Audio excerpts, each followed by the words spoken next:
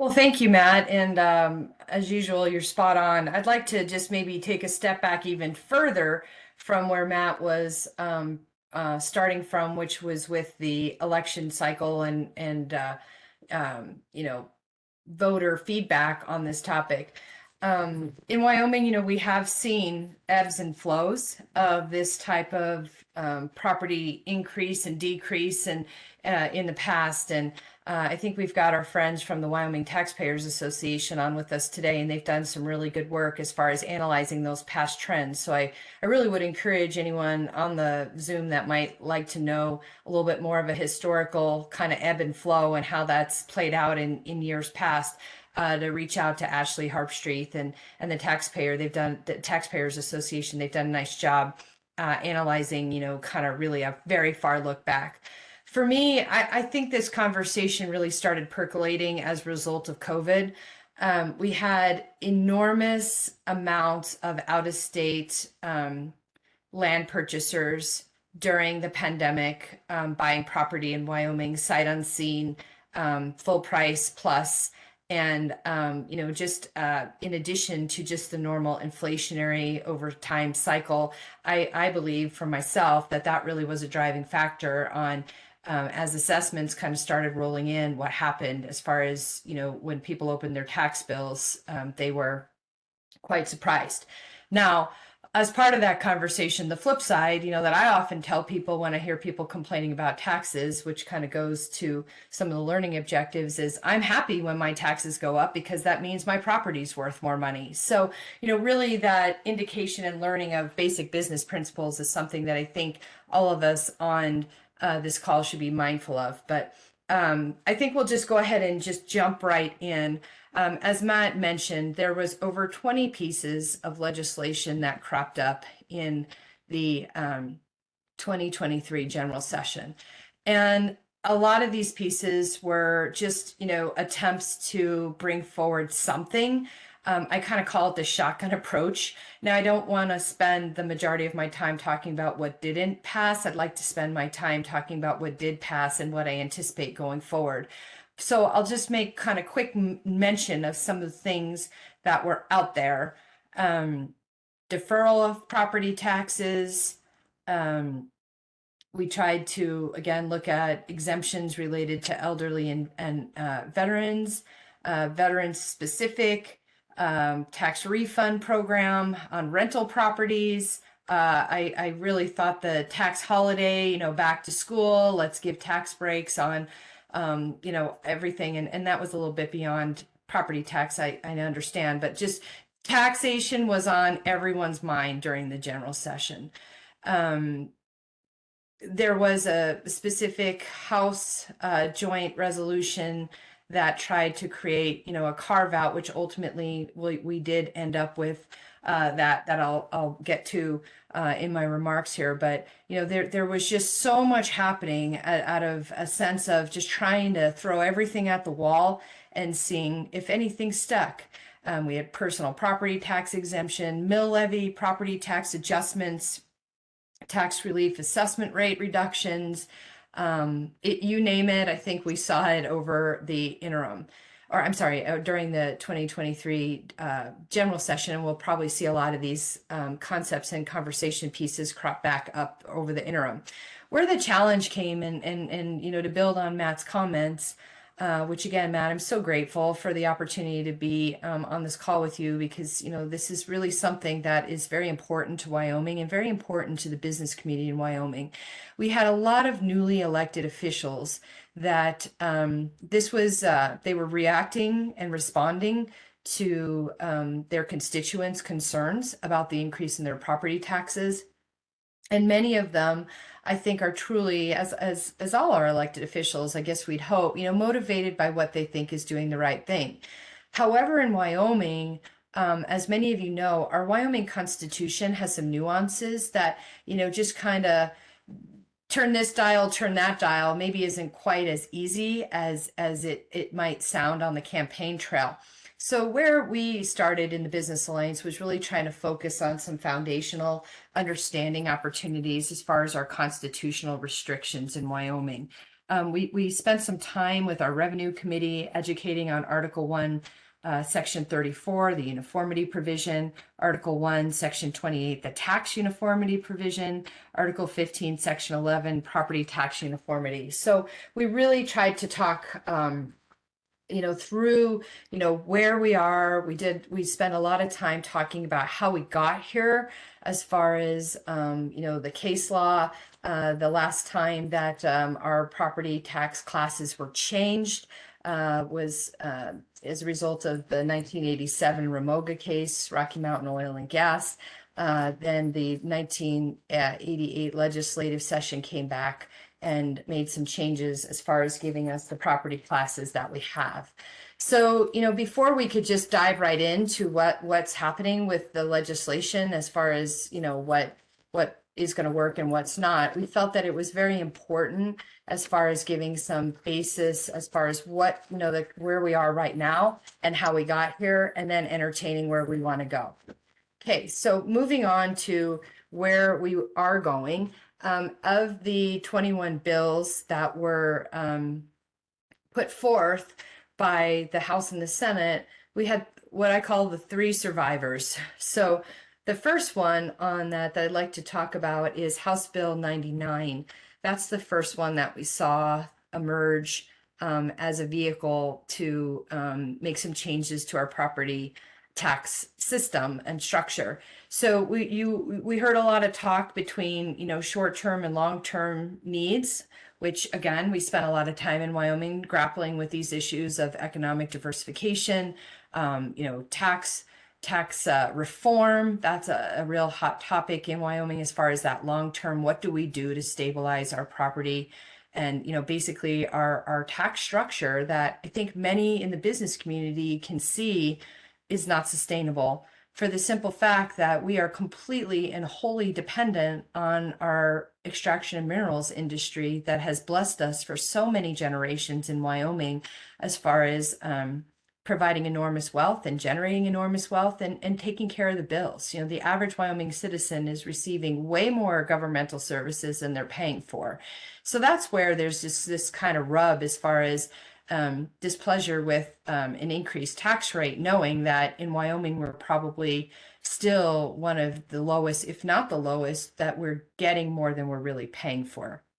So House Bill 99 ended up. Cindy, Go ahead. I just wanted to chime in there just a little bit too, because I think that was the other overriding concern, right? Is we had this kind of outrage from voters and this demand to do something, but then matching that up with good policy. So we had constitutional constraints, we had Remoga, we had limitations, but we also had what's the right thing for Wyoming. And as we all understand, and we've talked about this before, and as you mentioned, the taxpayers have done a great job on this, that the Wyoming citizens pay $3,000 and get $27,000 worth of services.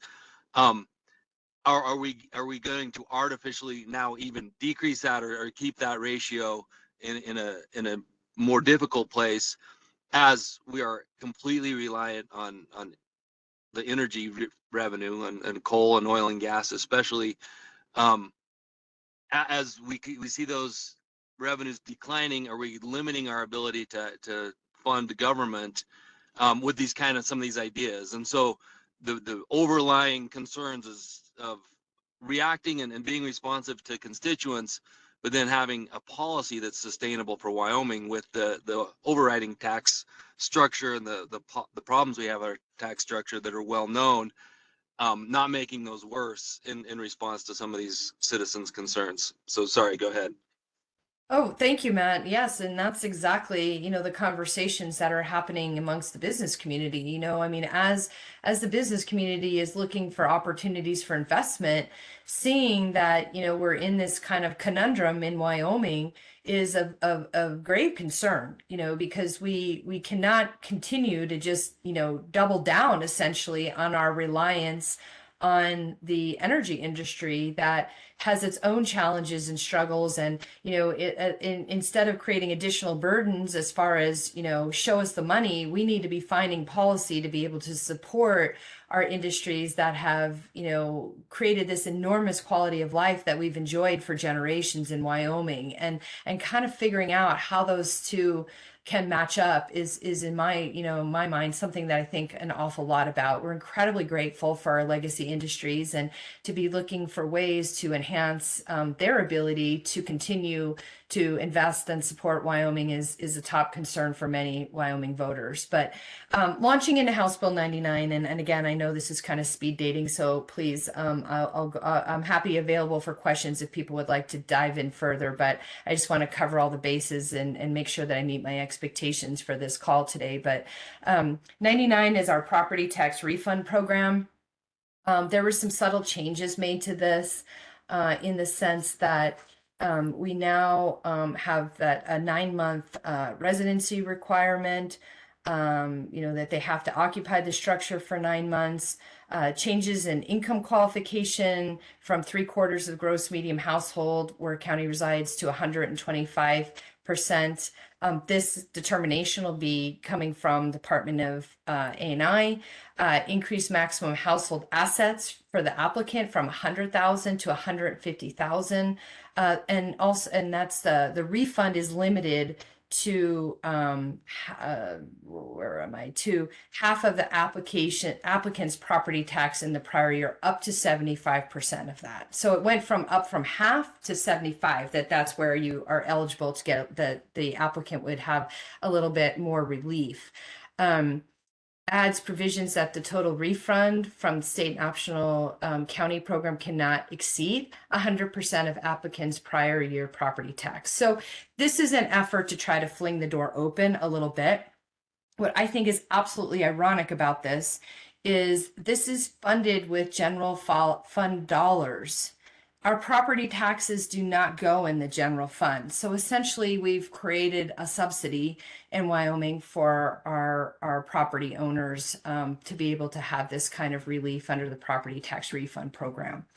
The next one that went forward is House Bill 100. This has a $50,000 appropriation, which when I march you through kind of what's being asked in this acquisition value study, it will be quite interesting to see what we get for a $50,000 price tag, because this is a very comprehensive study in my mind. But this requires the Department of Revenue to hire a consultant to study the statutes, regulations, and procedures that would be necessary to convert our current property tax system to a system based upon acquisition value of property.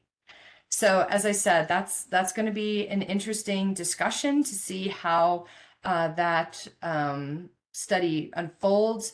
In the legislation, acquisition value of property is defined as the purchase price from the acquisition of the property. So again, just trying to look at seeing if there's Wyoming could learn from other jurisdictions that have moved to this with this study. And then the last piece that has moved forward, which is just really interesting to me as well. There's a little other nuanced one out there as far as homestead exemption, but it's really not a tax bill, so I don't want to waste my time on that. But Senate Joint Resolution 3 was basically a Hail Mary at the last minute of the session. And what was really fascinating was the House had killed a resolution that was brought, which was kind of similar in nature to this. So as the clock was winding down, it was freshman Representative Liz Storer from Teton County, who is a Democrat, that brought this vehicle to the table to essentially create a fourth class of residential property tax. So this is, again, it's not law. I mean, it's a resolution that will now be going to the voters in the next election. But we essentially are seeking to amend our Wyoming Constitution, Article 15, Section 11, to create a new residential real property class that specifies that existing limitations on industrial property value percentages apply to the new residential class. You know, that 40% is still in there. Industrial property percentages of value may not be greater than 40% or 4 percentage points greater than residential value percentage. That's in the section B, which again still has those ties under our existing structure as we seek to create this fourth carve out. The other thing that it does that I really hope that folks' ears perk up on is it allows the legislature to create subclasses of residential real property for owner-occupied primary residences. You know, the existing constitutional provision prohibits the legislature from creating subclasses. So we're kind of really, if this passes, this is going to be a monumental shift in how we approach property tax classes and taxation in Wyoming. So keep your eyes peeled for that. I know I'm out of time here, so I just wanted to make a few quick references as far as the interim committee, just as a preview. This conversation is not going away.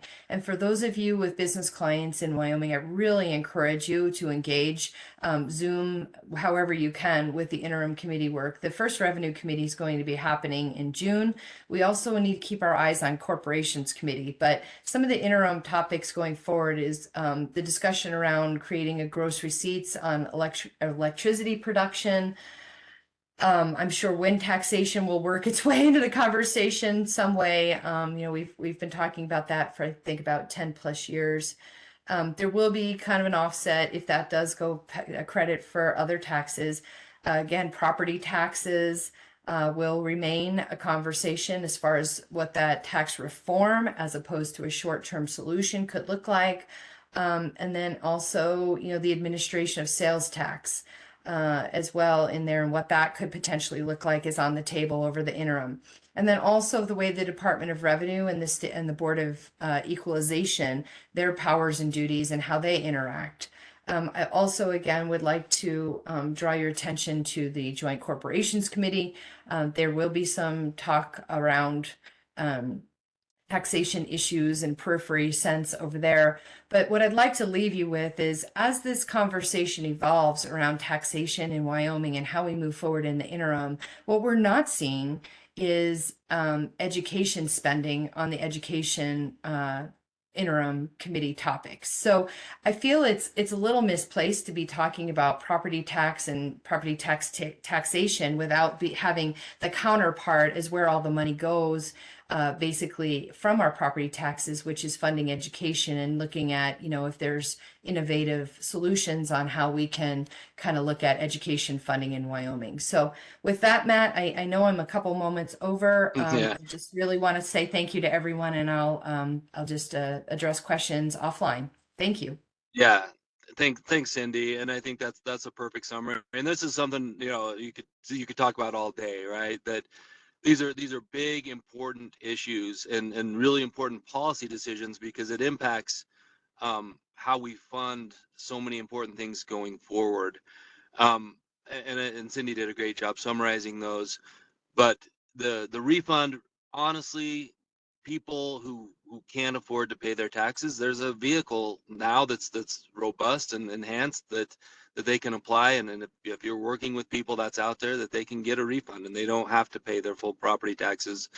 The study, like Cindy said, will be interesting to see. It's look at Proposition 13 type acquisition based. But then the last one is this, you know, going in and amending the Constitution again. And if you go back and you talk to the people who amended the Constitution the first time, they specifically tied and kept residential in with some of these other classes because they understood the political pressure of not making voting citizens pay taxes and putting those taxes on industry and on corporations and on commercial property. And they specifically kept them together. Now, is this idea of separating it out so we put residential, so we put individuals off by themselves, is that the right policy for the state of Wyoming? I mean, that's what's going to be on the ballot, and that's what all of us need to engage in and think about. That when we pay $3,000 and get $27,000 worth of benefits, how are we going to close that gap as, you know, we continue to worry about the revenue coming from our traditional sources. And lots of big questions and lots of important questions that we are just at the very beginning of. And as Cindy said, everybody needs to start paying attention to this, because you go in and amend the Constitution, you make these changes, those are big changes that have long-term impacts. So that's all for us. I know, like I said, we're past our time, but lots to talk about, and this is just the beginning of the conversation. Matt, if I could just close one comment, the property tax deadline to file is June 3rd. So if you have clients that are interested, please look at Department of Revenue June, but it closes very soon.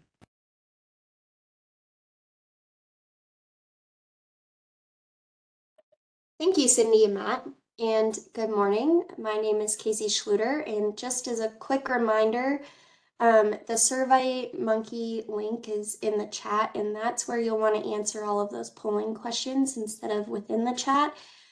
Lisa can go ahead and share that link again with you all. If you just follow that link there in the chat, then you can enter in all your answers there.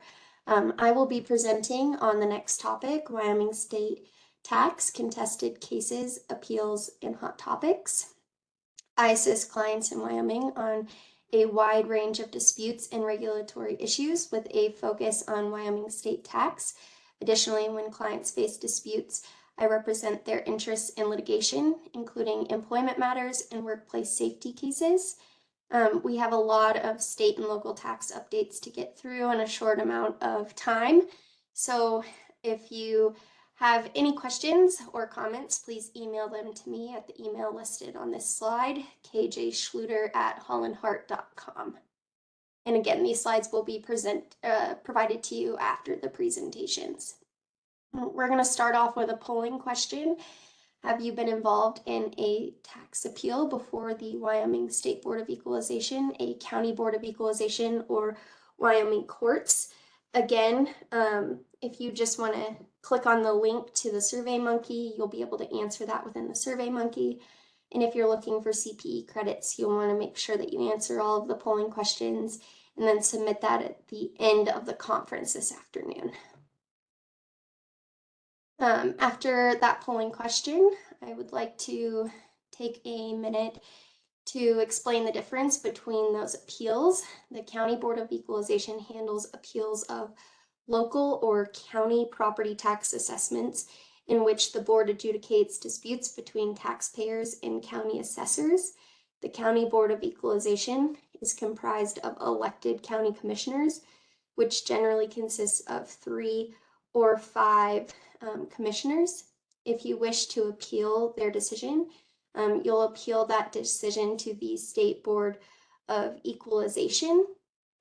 Again, on the polling questions, you'll just follow that SurveyMonkey link, and you can answer those at the end of the conference. So there's no need to try and answer in the chat before we move on to the next slide. Just follow that SurveyMonkey link. For the State Board of Equalization, the board has 3 main purposes. The first is an equalization function. The second, it reviews final decisions of the Department of Revenue. These hearings on appeal are like a mini trial with evidence and witnesses. The petitioner has the burden in these appeals to show that the department's determination is incorrect. If the petitioner does so, then the burden shifts to the department to defend its action. And the third main function of the State Board of Equalization is to review appeals from decisions of the County Board of Equalization, which we just discussed. But appeals from the County Board of Equalization are a little bit different. They are not mini trials. They are more of an appellate situation where the parties write briefs and then provide oral argument. There are no presentation of witnesses or evidence in those appeals.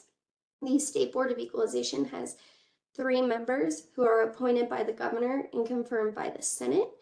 The board members have 6-year term positions, but the members can be reappointed or replaced by the governor in the middle of their term. Appeals from the State Board of Equalization go to the Wyoming District Court in the county where the property is located, but the appeal can be certified to the Wyoming Supreme Court.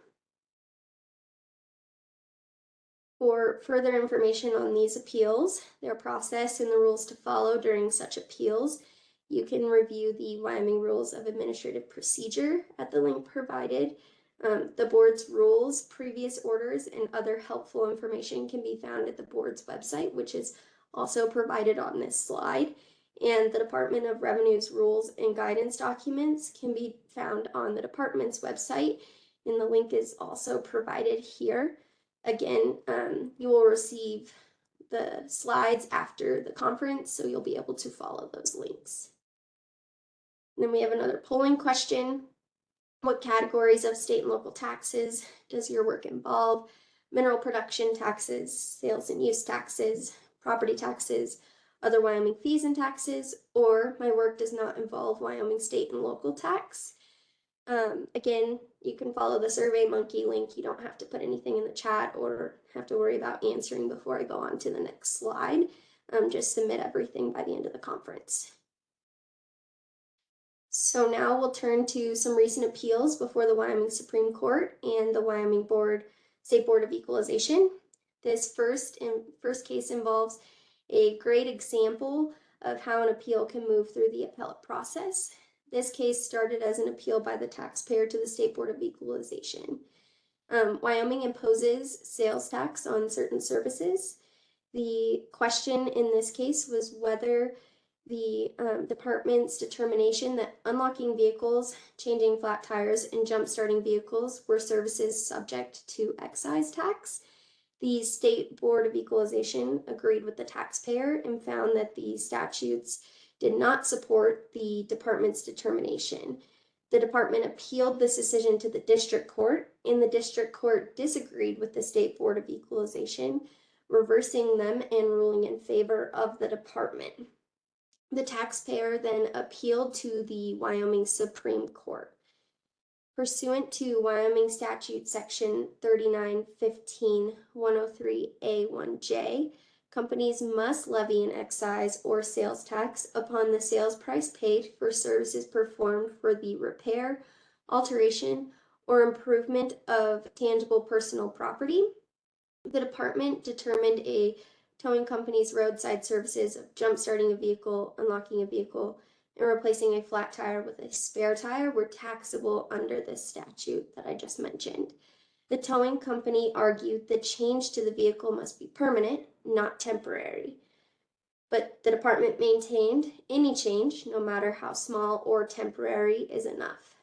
Because the words alteration and improvement are not statutorily defined, the court looked to their common dictionary definitions.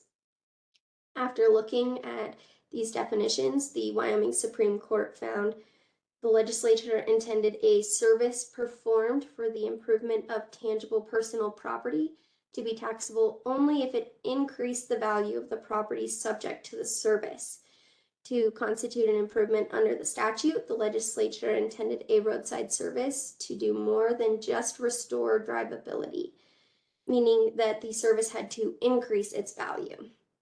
For alteration, the court found an altered vehicle will no longer resemble the unaltered vehicle, meaning the change is not small or temporary, as the department was arguing. The court then found jump-starting, unlocking, or changing the tire of a vehicle does not change the vehicle nor increase the value of the vehicle, and therefore the roadside services do not alter or improve the vehicle. The Wyoming Supreme Court ultimately held that none of the towing company's roadside services were taxable.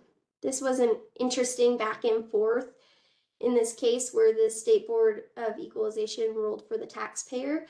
The district court reversed the State Board and ruled for the Department of Revenue, and the Supreme Court reversed the district court and ruled for the taxpayer. For our next case, this is another example of the appellate process, but in this case, instead of going to the district court, the department and the taxpayer asked the district court to certify the case up to the Supreme Court, and the district court and the Supreme Court agreed to certification. In this case, the natural gas producer, in order to transport its gas, contracted with a pipeline company, and as is common with oil and gas pipeline transportation contracts, the pipeline company charged and the natural gas producer paid a commodity fee based on the amount of gas it shipped and a reservation fee to reserve capacity on the pipeline. The oil and gas netback valuation method under Wyoming Statute Section 3914.203B6C provides that the fair market value is the sales price minus expenses incurred by the producer for transporting produced minerals to the point of sale and third-party processing fees. Under this statute, the natural gas producer deducted the reservation fee it paid to the pipeline company as a transportation expense, but the department disagreed with this, and the natural gas producer appealed to the State Board of Equalization. The State Board of Equalization found pipeline reservation fees are a deductible transportation expense under the netback valuation method, but it made two exceptions to this. And the first was that reservation fees were not deductible for months when the taxpayer transported no gas on that particular pipeline. And the second was that the taxpayer could not deduct the portion of reservation fees used to recoup pipeline construction costs. In this case, it was a dual appeal. The taxpayer and the department both appealed, and the Wyoming Supreme Court ultimately agreed with the board, State Board of Equalization, except for the second exception, finding that reservation fees are deductible even if the pipeline company uses a portion of the fee to recoup pipeline construction costs. So according to the Supreme Court, the netback the netback statute allows a deduction of reservation fees paid to pipeline companies, but only in months when the producer transported gas on that pipeline. This case involves an operator of a trona mine who processes the trona into soda ash by using dryers fueled by natural gas. Just kind of as a way of background, waste mine gas is an inevitable consequence of trona mining. That is to say, when a mining company removes trona from its underground mine, some methane is also released from the trona ore seam, and this creates a safety hazard for all of the underground mining operations. When the company originally began mining, it disposed of the waste methane by flaring, as other underground mining operations do. The company then began capturing the waste mine gas, compressing it, dehydrating it, and then using it to heat the soda ash dryers, which supply only a portion of the natural gas that's necessary to utilize those dryers. The department determined that the company owed severance tax on the waste mine gas that it captured and used, finding that the company was severing natural gas. The board agreed with the departments that the company's capture and use of this waste mine gas was subject to severance tax. The taxpayer appealed to the district court and then to the Supreme Court. The Supreme Court found that waste mine gas was properly considered natural gas under the statutory definition, as the gas went through a production process and was produced from a well because the taxpayer had drilled gob vent boreholes to bring the waste mine gas up to the surface. The court agreed with the State Board of Equalization that the company's capture and use of the waste mine gas was then subject to severance tax, and the unavoidable consequence of the waste mine gas when producing the trona did not change that result. This next case is an example of a County Board of Equalization decision that was appealed to the State Board of Equalization. In this case, the county assessor determined that the taxpayer's land was not primarily used for agricultural purposes, even though the taxpayer grew crops and fed its horses on the land. The taxpayer appealed the assessor's determination to the County Board of Equalization. The County Board of Equalization ended up agreeing with the taxpayer that the assessor should have classified most of the land as agricultural, as assessors had done in the past. The assessor appealed the County Board of Equalization's order to the State Board of Equalization. In order to qualify land as agricultural, the taxpayer must demonstrate certain criteria, including that the land is presently being used and employed for an agricultural purpose. Agricultural purpose is defined by statute, and the department has issued additional rules to aid in applying this definition. Again, the department's rules and guidance documents, you can find them on at that link that I provided earlier in the slides. Specifically, the department's definition in this case of agricultural stated that it must be the primary use of the land, and it has provided exceptions when lands are used in a particular matter.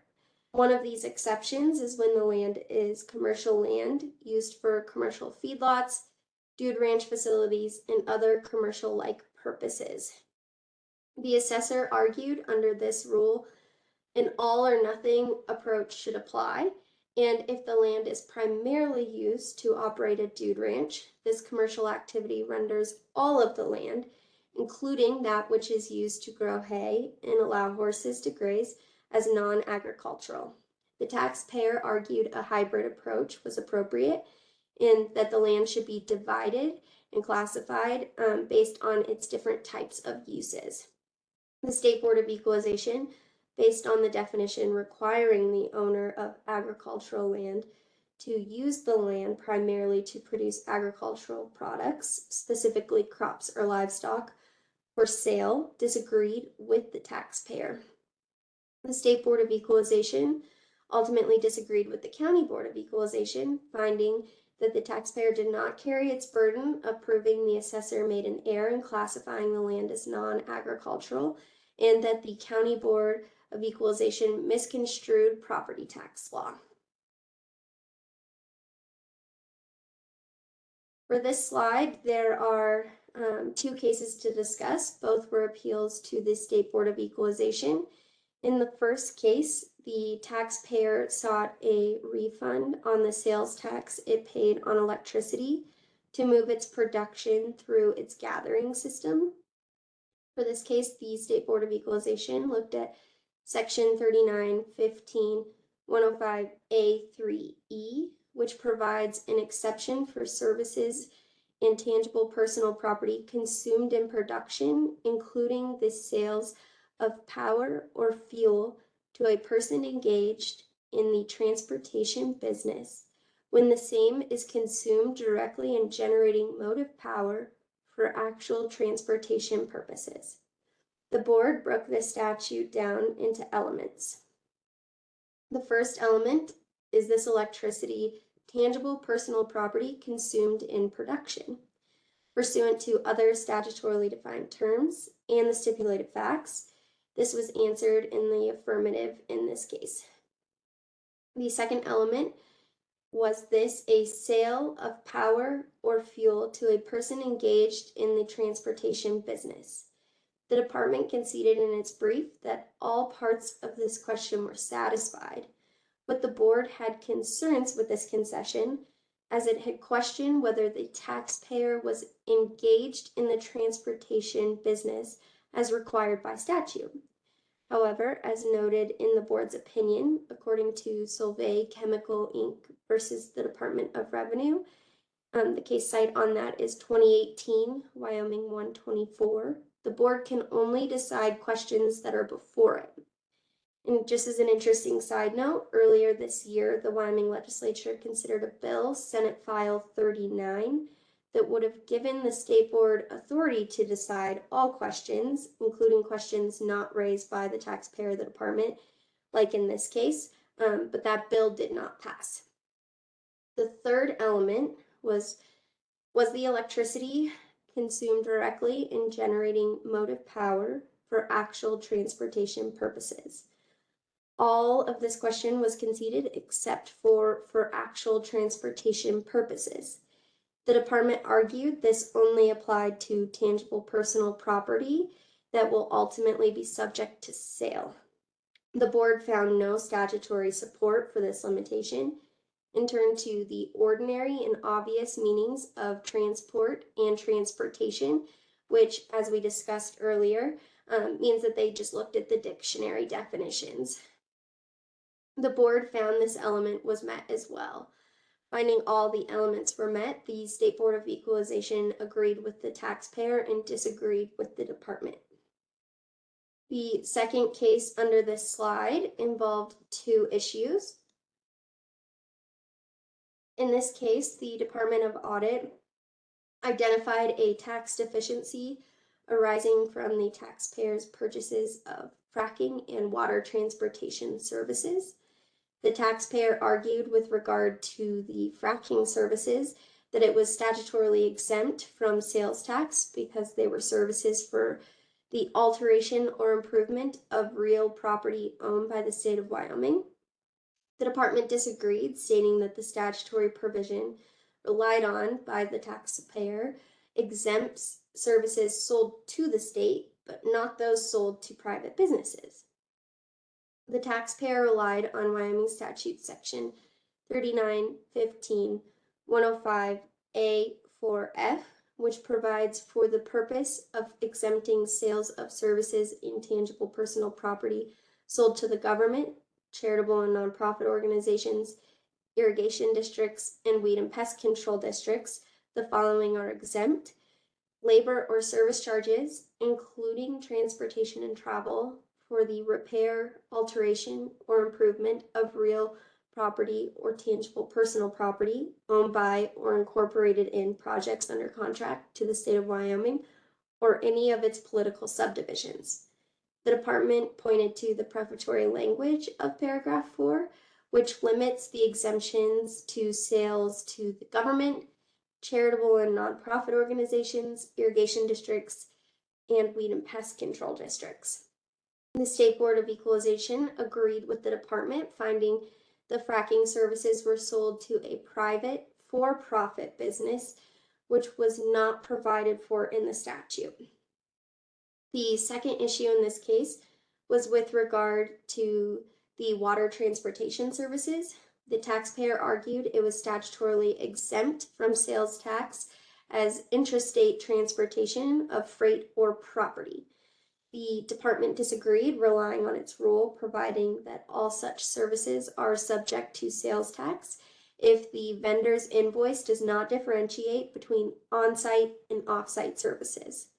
The taxpayer pointed to Wyoming Statute Section 3915-130A1K, which provides in pertinent part, there is levied an excise tax upon the sales price paid for all services in tangible personal property used in rendering services to real or tangible personal property within an oil or gas well site. The department conceded that payments for water hauling services performed outside of the well site are exempt from sales tax, but that the invoices from the taxpayer's contractors did not differentiate between the tax-exempt water transportation services provided outside of the well sites and the taxable water transportation services provided within well sites, which meant that the entire invoice was taxable. Just a quick reminder here to make sure that any contractor invoices differentiate between taxable and non-taxable charges due to this department rule. The taxpayer then pointed to the phrase at the beginning of the statute, which provided for an exception in another statute. That statute was Section 3915-105-8A11, which provides an exemption for intrastate transportation of freight and property, including oil and gas by pipeline. The taxpayer argued the water was transported exclusively within the state and was both freight and property. The State Board of Equalization agreed with the taxpayer, finding the charges in question were for intrastate transportation of water that was both freight and property. Thus, the charges were exempt from sales tax, regardless of the purpose for which the water was later used by the taxpayer or its vendor. Um, Running really short on time, but thank you so much for joining this presentation on state and local tax update. There are a lot of tax issues that are currently pending before the State Board of Equalization in the Wyoming Supreme Court, including arguments in front of the Supreme Court next week, so keep your eyes and ears open. Again, if you have any questions or comments, please reach out to me via email at kjschlueter, SCHLUETER, at hollandhart.com. We'll now take a 10-minute break, and the session will resume at 10:05. Thank you.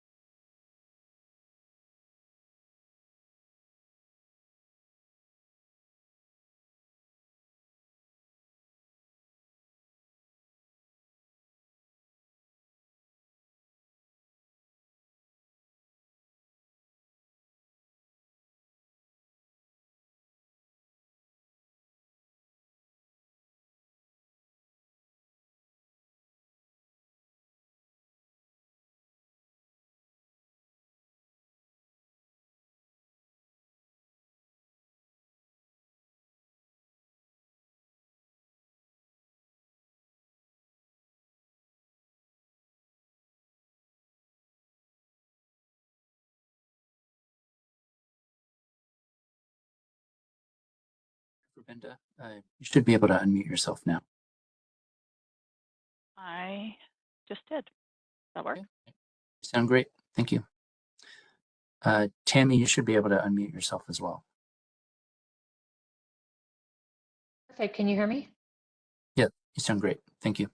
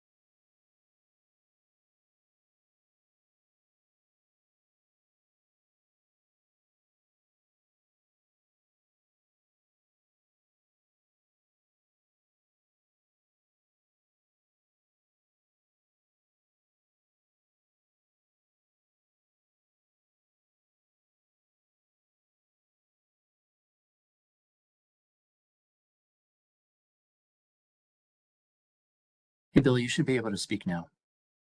Can you unmute yourself? Okay, yeah, I see it just switched over. Okay, yeah, I can hear you fine. So you're all set. Thank you.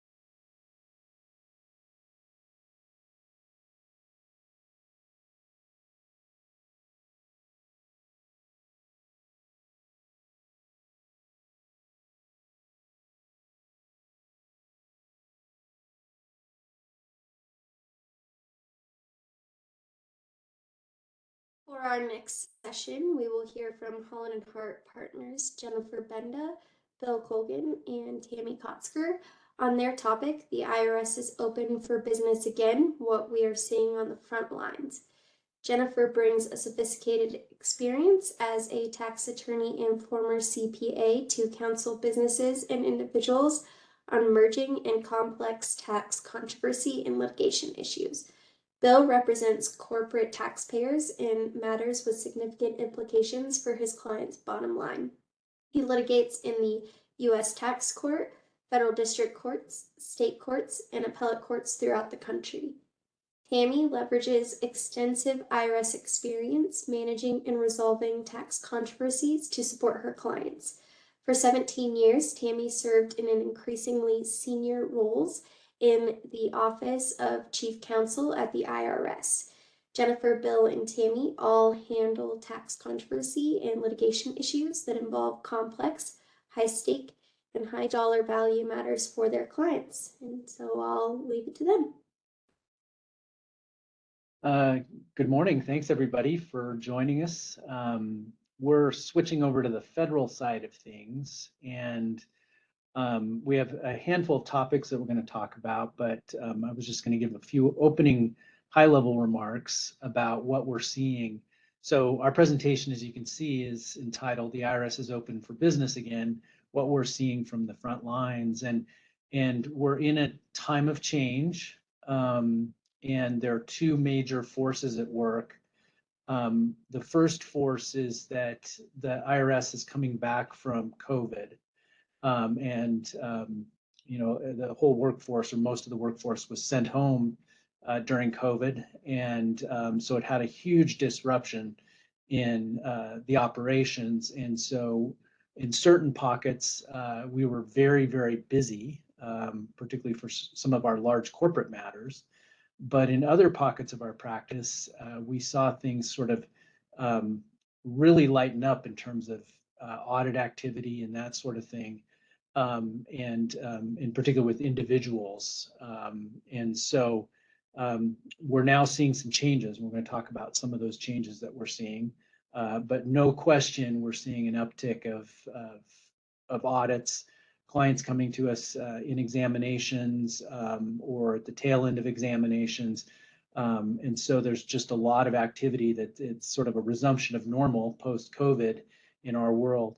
And I'd say the second thing that's happening, which we're going to talk about in a little more detail, is that the organization itself, the IRS, is changing in terms of how it's approaching its examinations.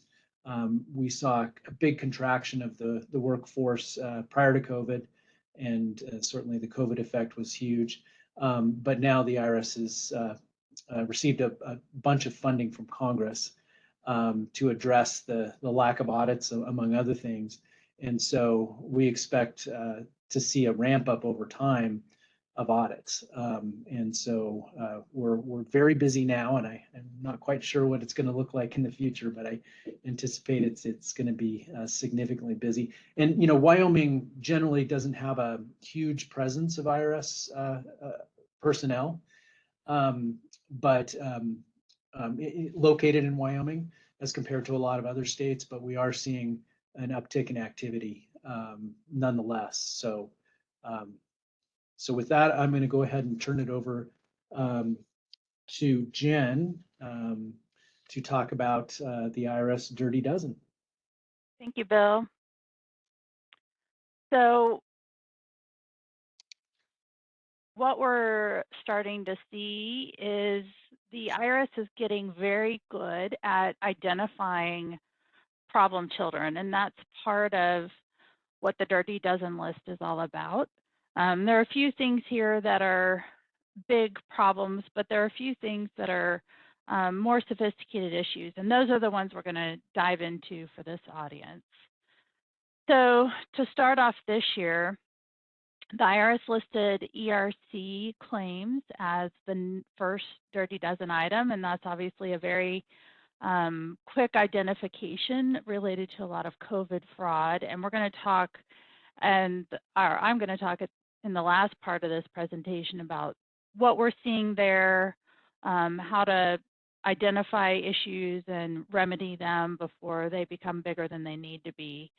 Phishing and smishing, these are the typical taxpayer type of issues, all kinds of scammers from online and people who are trying to get personal identification and theft. And so those are not the type of issues we deal with on a day-to-day basis, but they are part of the IRS Dirty Dozen in its effort to alert the public as to things that are going on out there and scams to be aware of. This next slide has a few more issues we do see, but again, we are not dealing with as much on a day-to-day basis. False fuel tax credits, fake charities. This, pops up every time there's a disaster, every time there is a vulnerable group of people who may become subject to some scams. We do recommend and let people know that the IRS has a charity check on their website so that these things can always be verified. And I imagine that's something that the people on this call might utilize as part of their practice when they're uncertain as to whether a donation actually is to a qualified charity. Unscrupulous tax return preparers, I am sure that doesn't include anyone on this call, but we know the types of situations they're talking about. I actually was involved in some legislation here in Colorado, trying to deal with making sure a fly-by-night tax preparer can't just appear for one tax season and disappear and the taxpayers that use them have no recourse if the IRS starts to ask questions about their return, and they may not have any information about that return at all. The next slide here addresses more fraudulent situations. Social media, I think the first one is pretty entertaining. Fraudulent form filing and bad advice. The IRS says social media can circulate inaccurate information. I think we're all very well aware of that issue, but people do want to believe certain things. And the warning there is, if it sounds too good to be true, it probably is. Cybersecurity for tax professionals. We hear a lot about tax preparers, especially in tax season, having data breaches, having all sorts of issues, stop their network in the tracks in the middle of tax season. Obviously a big issue for professionals, a big issue for your practice and your professional liability from a professional liability standpoint. Offer and compromise mills. We do get clients who unfortunately have dealt with one of these mills. It is basically a situation where, because of advertisements that have been on TV or because of flyers that people get in the mail, they get the impression that you can pay pennies on the dollar for your tax liabilities and resolve them. And when I get calls and people have this misconception in mind, it's usually a few questions before we can figure out that their impression is wrong, their situation doesn't fit into a situation that might qualify for an offer and compromise. And I can educate them as to how to properly resolve their liabilities with the IRS. So the next page gets into some of the bigger, more substantial types of situations that we see. And the first one, schemes aimed at high income filers. CRATs, I've been dealing with CRAT tax structuring for many, many years. It seems to reinvent itself into different iterations. Every 5 years or so, we've seen all kinds of different shelter type transactions trying to take advantage of CRATs. Monetized installment sales is another one of my favorites. I have many accountants and some clients that have asked me about the monetized installment sale. And what this is it's a transaction where you attempt to mitigate a capital gain using a note and deferring the gain over 30 years. The promoters who sell these are generally not tax advisors. They're usually some sort of financial advisor. And that's the danger for someone getting involved in these transactions, is that this person may charge a large fee, tell them this works because there happens to be a chief counsel memorandum from 2012, which we all know can't be relied upon. But the promoters of these transactions indicate that these are legal and that the IRS has approved them. The first time I looked at this CCM, it was very clear there was a very distinct fact pattern, and it didn't involve someone completely exiting a business. It involved someone that had a business reason for putting a note in place, and that allowed for the deferral. We're seeing this transaction marketed to people who are exiting a business and have no business strategy for entering into a note. They merely want to defer taxes. The IRS finally picked up on this. I think I've been seeing this one since at least 2018. The IRS finally picked up on it, and they released a CCA in 2021 that had actually been distributed within the IRS in 2019. And they've identified many reasons why most of these transactions don't work. It's not a listed transaction or a reportable transaction, but I think we can feel comfortable that the IRS is going to crack down on these. And if anyone has engaged in these transactions, like we'll say about many of these, and they haven't been identified by the IRS as participating, there may be steps people want to take to unwind these transactions to try to get ahead of any IRS audit that may carry extensive penalties and interest. The next bucket that we have is called bogus tax avoidance strategies. These are ones we've been dealing with for also many years. Micro captive insurance arrangements.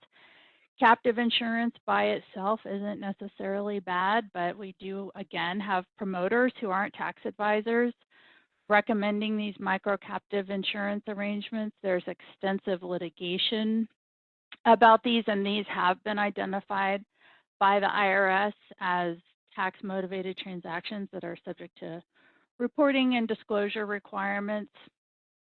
Syndicated conservation easements, yet another one we've seen for many years. I think the first easement I worked on was back in 2005.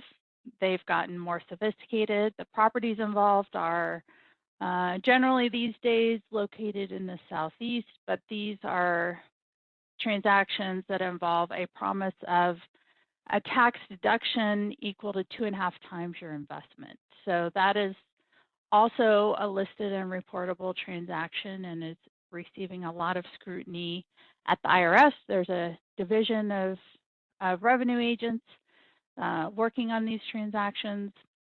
And again, a lot of litigation in this area. Schemes with international elements, a couple of these we are going to dig into further in this presentation. Offshore accounts and digital assets. Tammy's going to walk through the issues that we're seeing in that area. Maltese individual retirement arrangements, misusing treaty benefits. I haven't dealt with one of those yet, but I imagine there's many, many out there. Puerto Rican and foreign captive insurance, that is also one that I have looked at preliminarily. All things that, like they said on the prior page, if it sounds too good to be true, it probably is. And so what we do on situations like this is we can handle audits. We can advise people who maybe have participated in these transactions and aren't under audit yet how to mitigate the damage. The real hard part for the clients is generally not only do you have this IRS issue, but you're also probably out some fees that you've paid for these advisors. And it's very hard to recoup those fees or have any sort of recourse against the advisors. So there's a lot of things to think about in just mitigating the damage if one of these situations has been engaged in. So with that, I'm going to pass it, or actually we have a polling question. So please use the Survey Monkey to respond to this polling question number 5. Which of the following is not on the Dirty Dozen list for 2023? A, employee retention credit claims. B, fake charities. C, spearfishing and cybersecurity for tax professionals. D, offer and compromise mills. Or E, all of the above. And Jen, before we jump into cryptocurrency, I know sometimes clients ask the question of, well, why can't I just do the transaction? Maybe one of these, it's on the, maybe a listed transaction and then just see what happens. And what's the, can people just unwind it on an amended return and just not be worried about any potential consequences? It depends. We would need to evaluate whether that client would be eligible to file a qualified amended return, which would give some protection against penalties in those situations. And that's an analysis that we have to walk through on a case-by-case basis. There's no guarantees, but I think lots of times our general recommendation is it's better to fix it before the IRS comes in and fixes it for you. So being proactive is generally a good recommendation, but there are always exceptions. Great, thanks. Well, Bill, I just want to respond to your question. Why can't I just do it? Because I hear that now a lot on the private side. And the quick answer is, I mean, you can't undo fraud, right? Once something is on a return, it's done. And maybe it doesn't rise to the level of fraud, and maybe it doesn't rise to the level of a crime, but there is that potential, and it's a lot harder to undo it. The other thing is the IRS wasn't really cracking down on a lot of these transactions because they didn't have the manpower. But as we're going to discuss later, they have a $80 billion infusion of capital if Congress doesn't compromise that away. So enforcement is going to tick up, and I mean, it would be wise not to engage in a transaction just to have to fight against the IRS and undo it. So with that said, one of the last issues on the Dirty Dozen was digital assets, also referred to as cryptocurrency. So we'll discuss a little bit about that. It's been a hot topic recently because of all the failed exchanges, the bankruptcies you guys have been hearing about, and a lot of the hacks. So with that in mind, it remains a hot topic in the government's mind too, the SEC and certainly the IRS. The IRS has publicly stated that they believe a large portion of the $1 trillion tax gap is attributable to virtual currency transactions. So they're really targeting enforcement in this area, and they've seen huge rewards. Just in 2022, CI seized $7 billion in cryptocurrency assets. I mean, that's a just astonishing number. I remember when I was there many years ago, we had one of the first cases in civil collection. Collection had found a private wallet and they didn't really know what to do with it. It had millions of dollars of Bitcoin in it. And eventually they figured it out. But I mean, that took a lot of hours and manpower. And now you have CI seizing $7 billion. So that's just huge. They've kind of figured out what to do. And a large part of that is the IRS has tools now at their disposal. They have chain analysis and other tools from third parties that allow them to look at the public blockchain and analyze where transactions started and where they ended. And once they get a private wallet, if it's been registered on any kind of exchanges, they can summons the exchanges for the user's information. And recently, more and more of these exchanges, because of anti-money laundering laws, have started to comply with the KYC rules. So they have the individual's name and IP address and all the things the IRS needs to investigate. So enforcement is definitely up and will continue to be a priority. As you can see, the IRS already has a head start on this issue. They have a virtual currency learning academy. This is a new thing. I'll tell you, when I was there, which was, I think I left in 2019, very few people in the agency understood what digital assets were. It was a new and emerging issue, and there was a few select people that kind of handled it. Now it's all employees are learning how to deal with it because examiners are seeing it, the campus employees are seeing it, collections seeing it. So everyone's exposed to it, which means they'll be able to better identify the issues. There's also this new digital asset project office. So clearly you can see that the IRS is taking it seriously. And if you have the chance to read the IRS's strategic budget that was published in April, it's a 150-page fun read. But throughout that document, the IRS maintains that digital assets is going to be an enforcement priority going forward. So with that said, you know that it's going to be a priority of the IRS. So when your clients come to you, you need to be familiar with some of the rules. Just in 2023, the IRS has issued quite a bit of guidance on digital assets. One noteworthy thing they issued was an internal legal memo concerning losses. In the legal memo, the IRS counsel describes a token that was worth over $1 when the taxpayer initially bought it, that's dropped to less than 1 cent now. The taxpayer still has possession of it. And counsel goes on to say that that does not constitute a loss just because the fact that it's basically worthless, the fact that the taxpayer still owns it and has not disposed of it and it still has potential value. In that memo, IRS concluded that the taxpayer wasn't entitled to claim a loss. What does that mean? Because some of you may have taxpayers that are in that situation. I think you got to dispose of the asset to claim it worthless. Some of those tokens may not be able to be disposed of because the government seized them or they're in bankruptcy. So that's a separate issue, but certainly something to think about.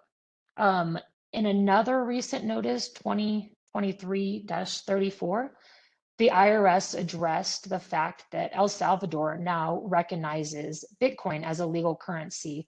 In previous guidance in 2014, the IRS held that this digital assets or cryptocurrency, the trading of them would not generate foreign exchange gain or loss under 988. So the IRS doubled down on that position in this recent notice and acknowledged that while some countries may recognize digital assets, particularly Bitcoin, as a currency, most transactions or most countries would not recognize that. So the IRS said it will not generate any foreign gain or loss under 988. They still haven't addressed whether digital assets are security. Their position currently is that it's personal property. So for those taxpayers out there that are seeing huge losses on their cryptocurrency, the potential remains that they could sell those digital assets at a big loss and then rebuy them. I mean, as long as they're not subject to or defined as securities, they're not technically subject to the wash sale rules. So that remains kind of an issue that's out there. And one thing I wanted to point out recently that was interesting, since you guys are in Wyoming, Wyoming's one of the only states that recognizes the DAO, which is a decentralized autonomous organization. If you haven't heard about it, you will, because it's been around for a while, but it's a way to form an entity and transact business for these cryptocurrencies platforms. The position is that there's no centralized management, that all the token holders, they kind of are the management, and the protocols are self-operating so that there's no single person controlling the strings. Whether or not that is true remains yet to be seen, but they are becoming very popular. And again, Wyoming's one of the few states that allows you to just register a DAO instead of forming this DAO and registering as an LLC or corporation or other kind of entity. Well, the relevant thing about that is a district court in the Southern District of California this year held that a DAO is actually a general partnership. In that case, the issue was liability. The DAO had gotten hacked, and the court held that all the members had potential liability exposure. But for tax purposes, that could obviously have huge implications if these DAOs are held to be general partnerships, you know, as far as reporting requirements and just sharing of the gains and losses that the DAO creates. So something to be aware of.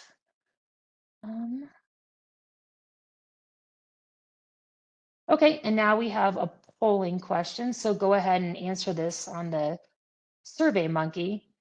IRS Criminal Investigation Unit seized approximately how much cryptocurrency assets in fiscal year 2022? A, 7 billion, B, 2 billion, C, 7 billion, or D, 12 billion? All right, well, now we're going to move on to talk a little bit about offshore compliance and FBAR penalties. I think this area of law doesn't get enough recognition, but there's been quite a bit of interest lately. The Supreme Court had a significant case that came out this year, as did the tax court. So we'll discuss those and kind of what we're seeing in this area. So the first one we'll talk about is Bittner. And Bittner was a Supreme Court case that came out in March this year, which is interesting. The Supreme Court doesn't often have tax cases, and technically this is a Title 31 case, so it's a Bank Secrecy Act case, but enforced by their IRS, so a tax case will characterize it as nonetheless. But this case was fairly interesting. In this case, you had a split in the circuits between the Ninth Circuit and the Fifth, and the issue was whether the IRS could, what was the maximum amount of penalty for a non-willful failure to file the foreign bank and financial account report that the IRS could assert. The IRS's position was that for every single account for every year that you did not report, that it could assess a maximum of $10,000 penalty. The taxpayer's position was that it was per year. So the way that this played out was you had two individuals, Miss Boyd, she had 13 different accounts in 1 year, and Miss Boyd had a couple of accounts in the United Kingdom that she didn't report to the IRS. Once she figured out she was supposed to report them, she did. I believe she had 13, and the IRS was trying to impose a penalty of $130,000 against her. Mr. Bittner, on the other hand, his violations occurred over 5 years, and throughout those 5 years, he had 272 violations. So over those 5 years, there was accounts in 3 different countries, I believe, that he didn't report. Once he became aware that he was required to file these forms, he also filed the forms correctly and reported each account, but the IRS didn't care. The IRS's position was, thank you for filing. We won't assert the willfulness penalty, but you were required to file. And for every single account, for every year, we get to hit you up with a $10,000 penalty. So because of the split, the Supreme Court decided the case, and Justice Gorsuch held that no, the maximum penalty was limited to a once per year penalty, so $10,000 per year, not $10,000 per violation. So for Mr. Bittner, that was a change of $2.7 million down to $50,000. And for Miss Bittner, for Miss Boyd, that was a $10,000 penalty instead of $130,000. So pretty significant difference.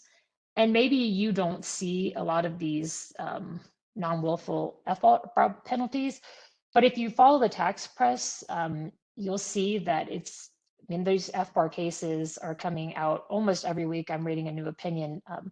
So as the OVDP cases that were people that were kicked out or opted out, those exams continue to get processed, and realize that those are pretty old cases, but they're still out there. You're going to see more and more of these FBAR cases. Yeah, and if just pausing a little bit on this issue, and Tammy, you'll have to correct me, it was 2010, I think, when the first amnesty, 2010 or 2012, when the first amnesty program was started for the FBARs. But this was an area where the FBAR form is a form just simply to list foreign accounts, foreign bank accounts that somebody might have, and it was a form that was not it wasn't a big enforcement item, and so we had a mix of clients when there was an effort to start enforcing this form, which I think was 2010-ish.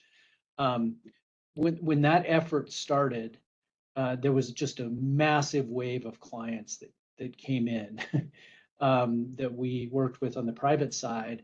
And it ranged from folks that had known they should have reported their accounts and just didn't, to, I'd say the majority of situations that I was involved with involved, maybe inherited accounts that came from family members.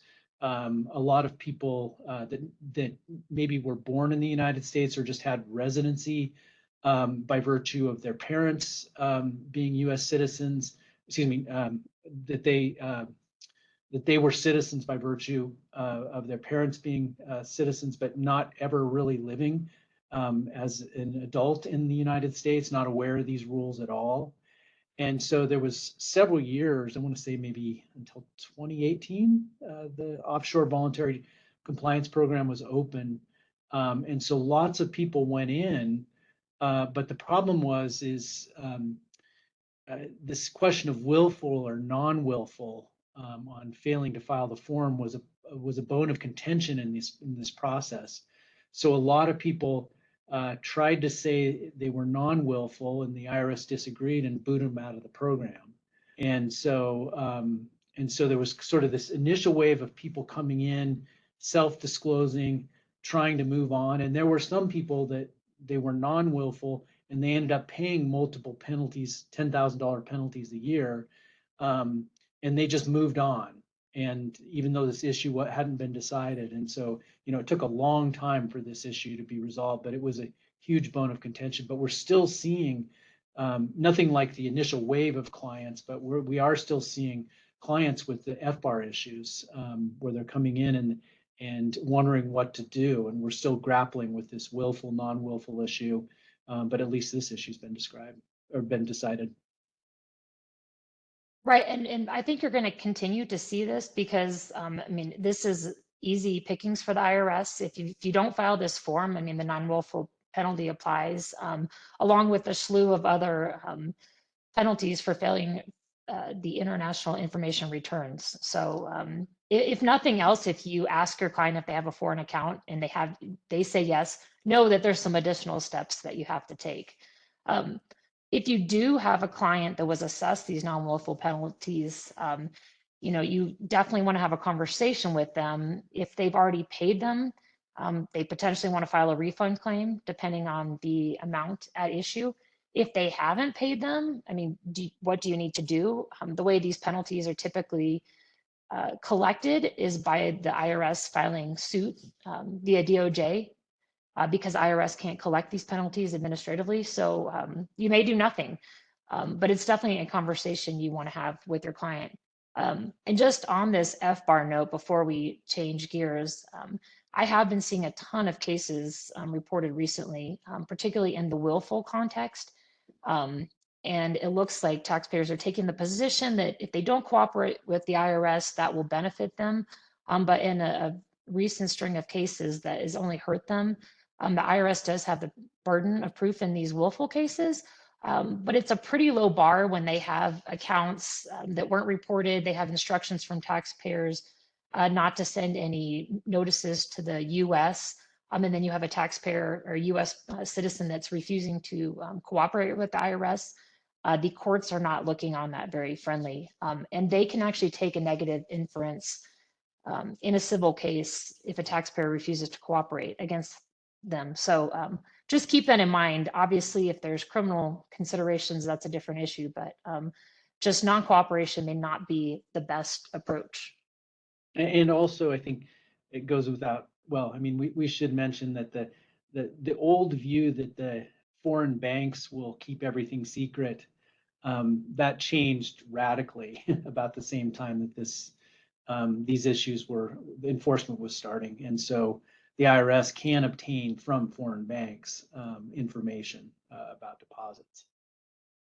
Well, and I think another tactic to point out, and Tammy, would you say that one of the things that arms the IRS with a good willful case is checking the box on the tax return that says you don't have a foreign bank account when you did, and that's a tactic they're reviving on the cryptocurrency side. So it is something to understand on these penalty cases and the importance of making sure there's no willful avoidance of known obligations, which is what triggers a criminal case or prosecution. Absolutely, Jen. If you follow any of the cases, particularly where the IRS files a motion for summary judgment, which means there's no even trial, they're just relying on the documents. The first thing they always mention is, well, they didn't check the box that they had a foreign bank account as evidence of willfulness. So the same is going to hold true in these digital asset cases. And not to belabor these FBAR cases, but if you do have a taxpayer, and technically they're not taxpayers, they're debtors because they're not Title 26 cases. But if you have someone who has one of these FBAR issues, definitely look at the IRM on how to calculate these. There's a bunch of mitigation provisions in there that the IRS gets wrong all the time, and they're supposed to follow it. So if you have this, just read the IRM. It'll kind of go through step by step what they should be charging on these penalties, how they calculate it, etc. And my parting words of advice on that: if you do have an FBAR case, try to settle it in appeals. If you are forced to go to DOJ because the IRS tries to collect against your individual, it'll be much more difficult to resolve. Okay, so moving on, another case in the international arena that came out this year was the FARI case. And the FARI case involved a failure to file the 5471 return, which is a return file required if you have an interest in a foreign corporation. So FARI was interesting because it was a CDP case. In the CDP case, the only issue was whether the IRS had the authority to assess this penalty. And the authority for this assessment penalty comes under 6038. So the taxpayer asserted that the IRS did not have authority to assess the penalty. So 6038 allows the IRS to impose the penalty, but there is technically no code provision that allows for its assessment. An assessment literally just means making an entry, like a final entry in the IRS's books and records. But assessment is pretty important because once something has been assessed, whether it's a tax or a penalty, the IRS has the ability to administratively collect it, whether that be by levy or filing a notice of federal tax lien. So the FARI case is an interesting read because it actually goes through the whole analysis, kind of the distinction between assessable penalties, penalties that can only be assessed pursuant to deficiency procedures, but ultimately determines that this particular penalty under 6038B, the IRS did not have the authority to assess. So in the posture of the CDP hearing, they held that the IRS cannot pursue its levy and that the CDP case had to be remanded. So what does this mean? Well, this has huge implications. Some think that this could be bigger than the 6751A penalty approval cases because maybe your client doesn't have any 5471 filing obligations, but this potentially applies to all of the international information return penalties that the IRS has been just systematically asserting. So the IRS, the way these penalties have been asserted in the last couple of years is by the campuses. If you have a filing obligation, like in this case, because you have an interest in a controlled foreign corporation, if you don't file it, the campus is just spitting out these notices. You have 30 days or whatever the timeline is to reply. And if you don't reply, they just assess the penalty. In some cases, there's continuation penalties that are even bigger than the initial penalties. And the campus isn't considering a reasonable cause or any of the other defenses. They're just generating these penalties. So if your client has gotten one of these, you definitely want to look to see whether that particular penalty, if there's authority under the Internal Revenue Code for the IRS to assess that penalty. And highly recommend you read this FARI case because again, it goes through a really nice analysis of this. The court did hold that while the IRS can't assess the penalty, that it doesn't mean they couldn't collect the penalty by filing suit. And it looks like, Bill, you have some thoughts on that. Oh, I was just going to add that this was issued by the tax court, and it's a very well-reasoned opinion. And it's one that the tax bar or the tax community generally, the advisor community, CPAs and lawyers, just really didn't pick up on this in the way that they do other cases. And so I think people are just now coming to realize how significant this is. And I think any instance where there's a penalty that's just been automatically assessed, just shows up, a bill shows up or something like that, when there hasn't been a deficiency notice or the usual examination process and a proposed adjustment, that it needs to be run through this analysis because it's a very important, because I mean, essentially for the types of penalties that the IRS has been routinely assessing automatically for as long as I can recall, the court said the IRS doesn't have the authority to do that. So, and as Tammy was just saying, the government can still like file a lawsuit and try to collect the penalties and that sort of thing. But this automatic assessment and payment, and lots of taxpayers, we've seen 5471 penalties come up a lot because we represent a lot of international companies. And a lot of times the decision is, well, we're just going to pay it because to fight it's going to cost more than $10,000. But now there's a major tool here available with this case. Thanks, Bill. I know we got a lot more to discuss, but just, the court did hold that the IRS can't assess it, but they can still collect it. It would likely be a statute of limitations of 5 years. And we don't know for certain, but that would probably arise from the due date of whatever return that was if it wasn't filed. So if you have a taxpayer that's received this, you definitely want to consider whether you should be filing a protective refund claim. I don't think the IRS is going to automatically just start abating these penalties. We won't know if they're going to appeal it till July. But just something to think about if you've had a taxpayer that's had this.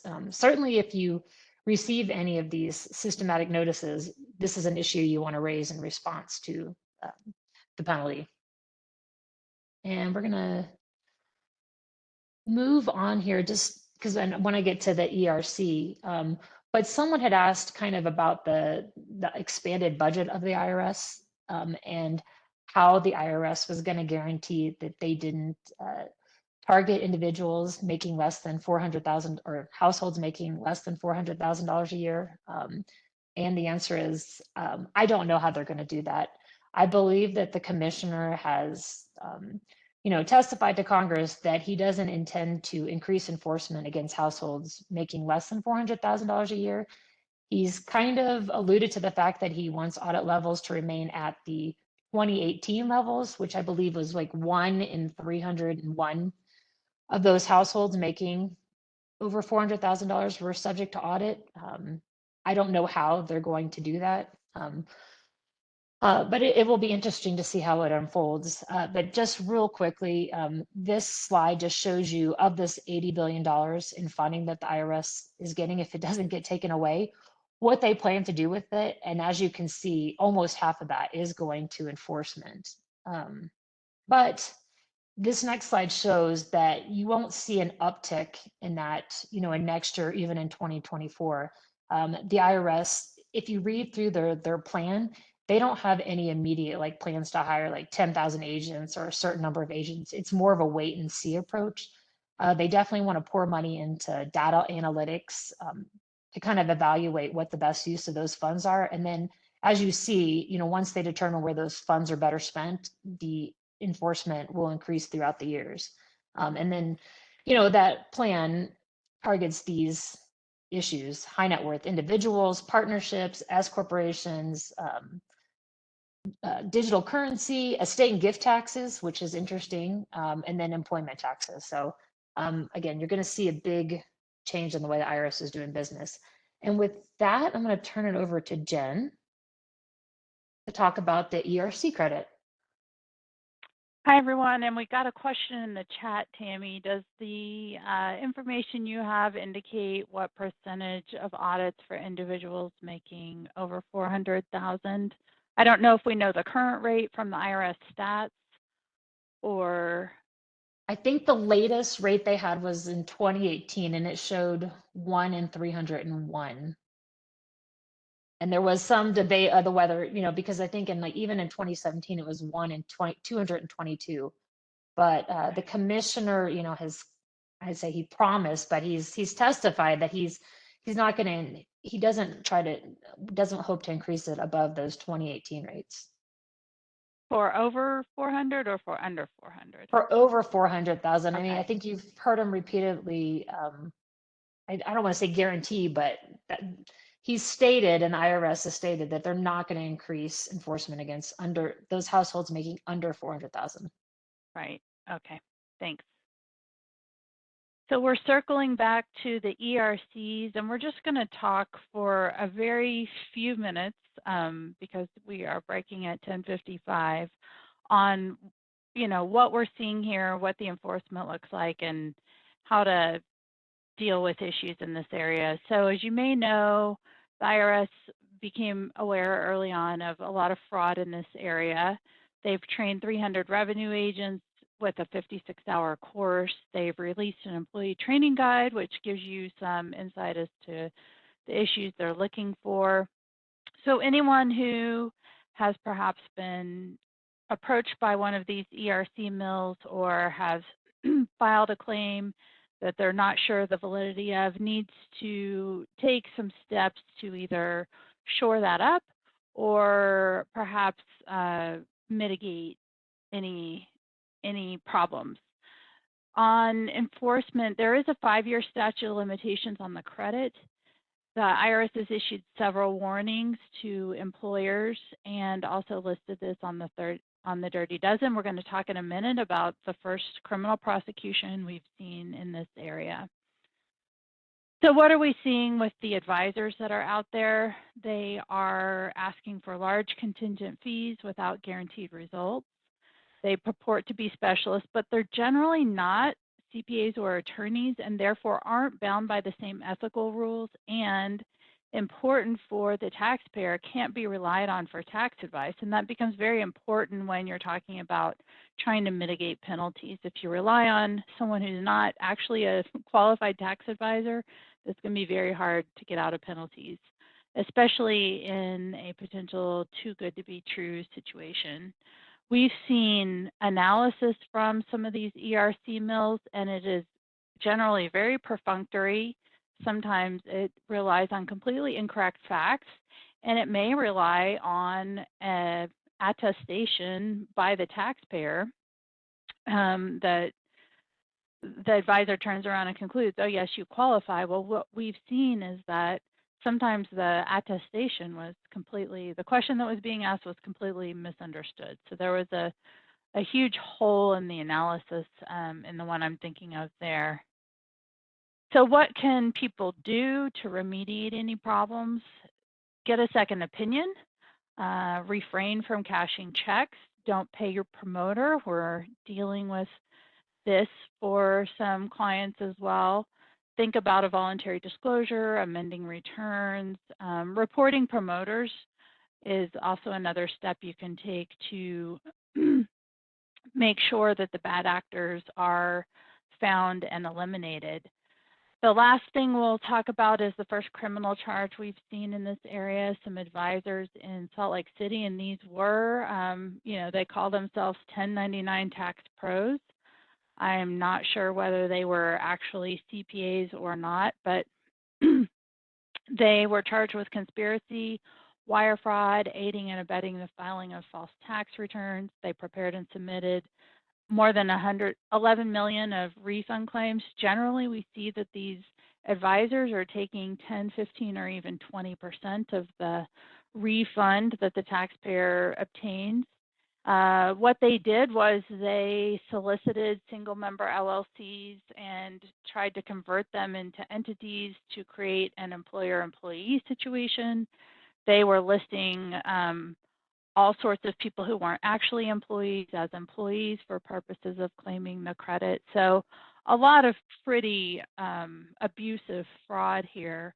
But again, this is just the first case we've seen in 2023. So we're getting to our last polling question, which you can access in the SurveyMonkey. The IRS has taken the following actions to discourage improper claiming of ERC credits. A, trained 300 new revenue agents. B, issued several warnings to employers. C, pursued questionable advisors through criminal prosecution. D, added ERC to the IRS Dirty Dozen list. And E, all of the above. And I don't know if Bill wants to hop on for 1 minute or if we just want to go to the break. Casey. I'll just say thank you for joining us. We really appreciate it. Thanks, Bill, Jen, and Tammy. We'll now have another 10-minute break and we'll return at 11:05 for our last two presentations.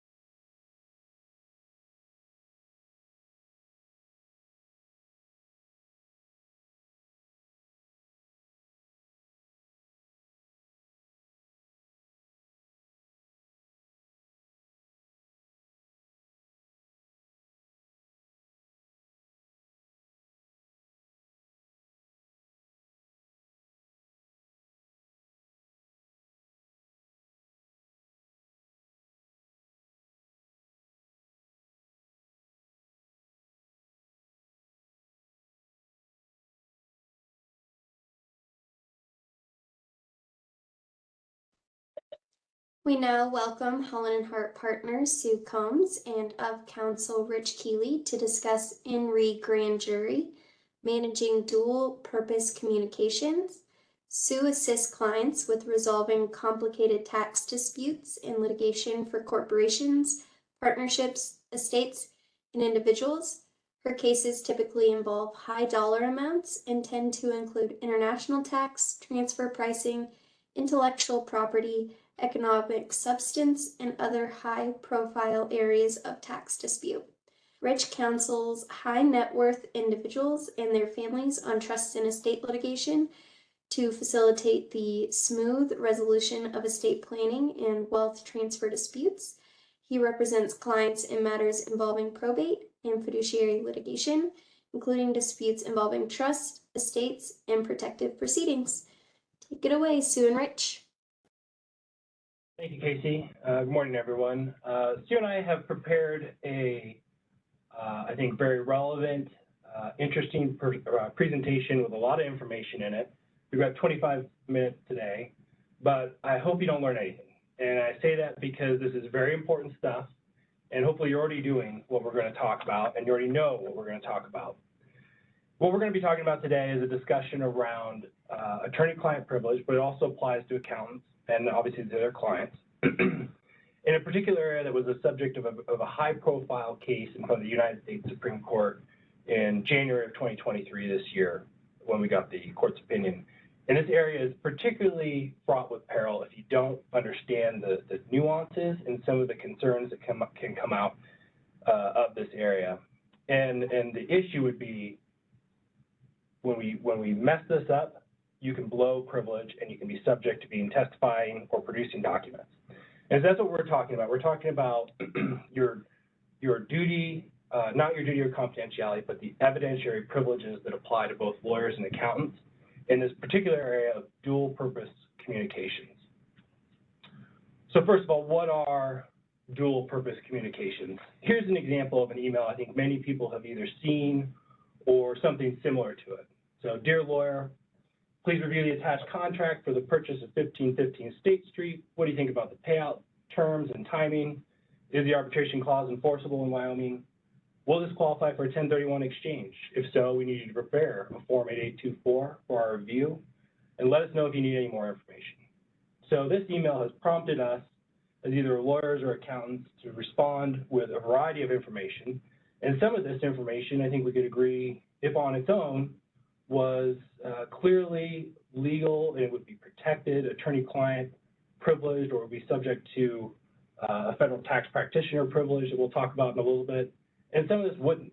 And so what would and what wouldn't if we just segregated it out?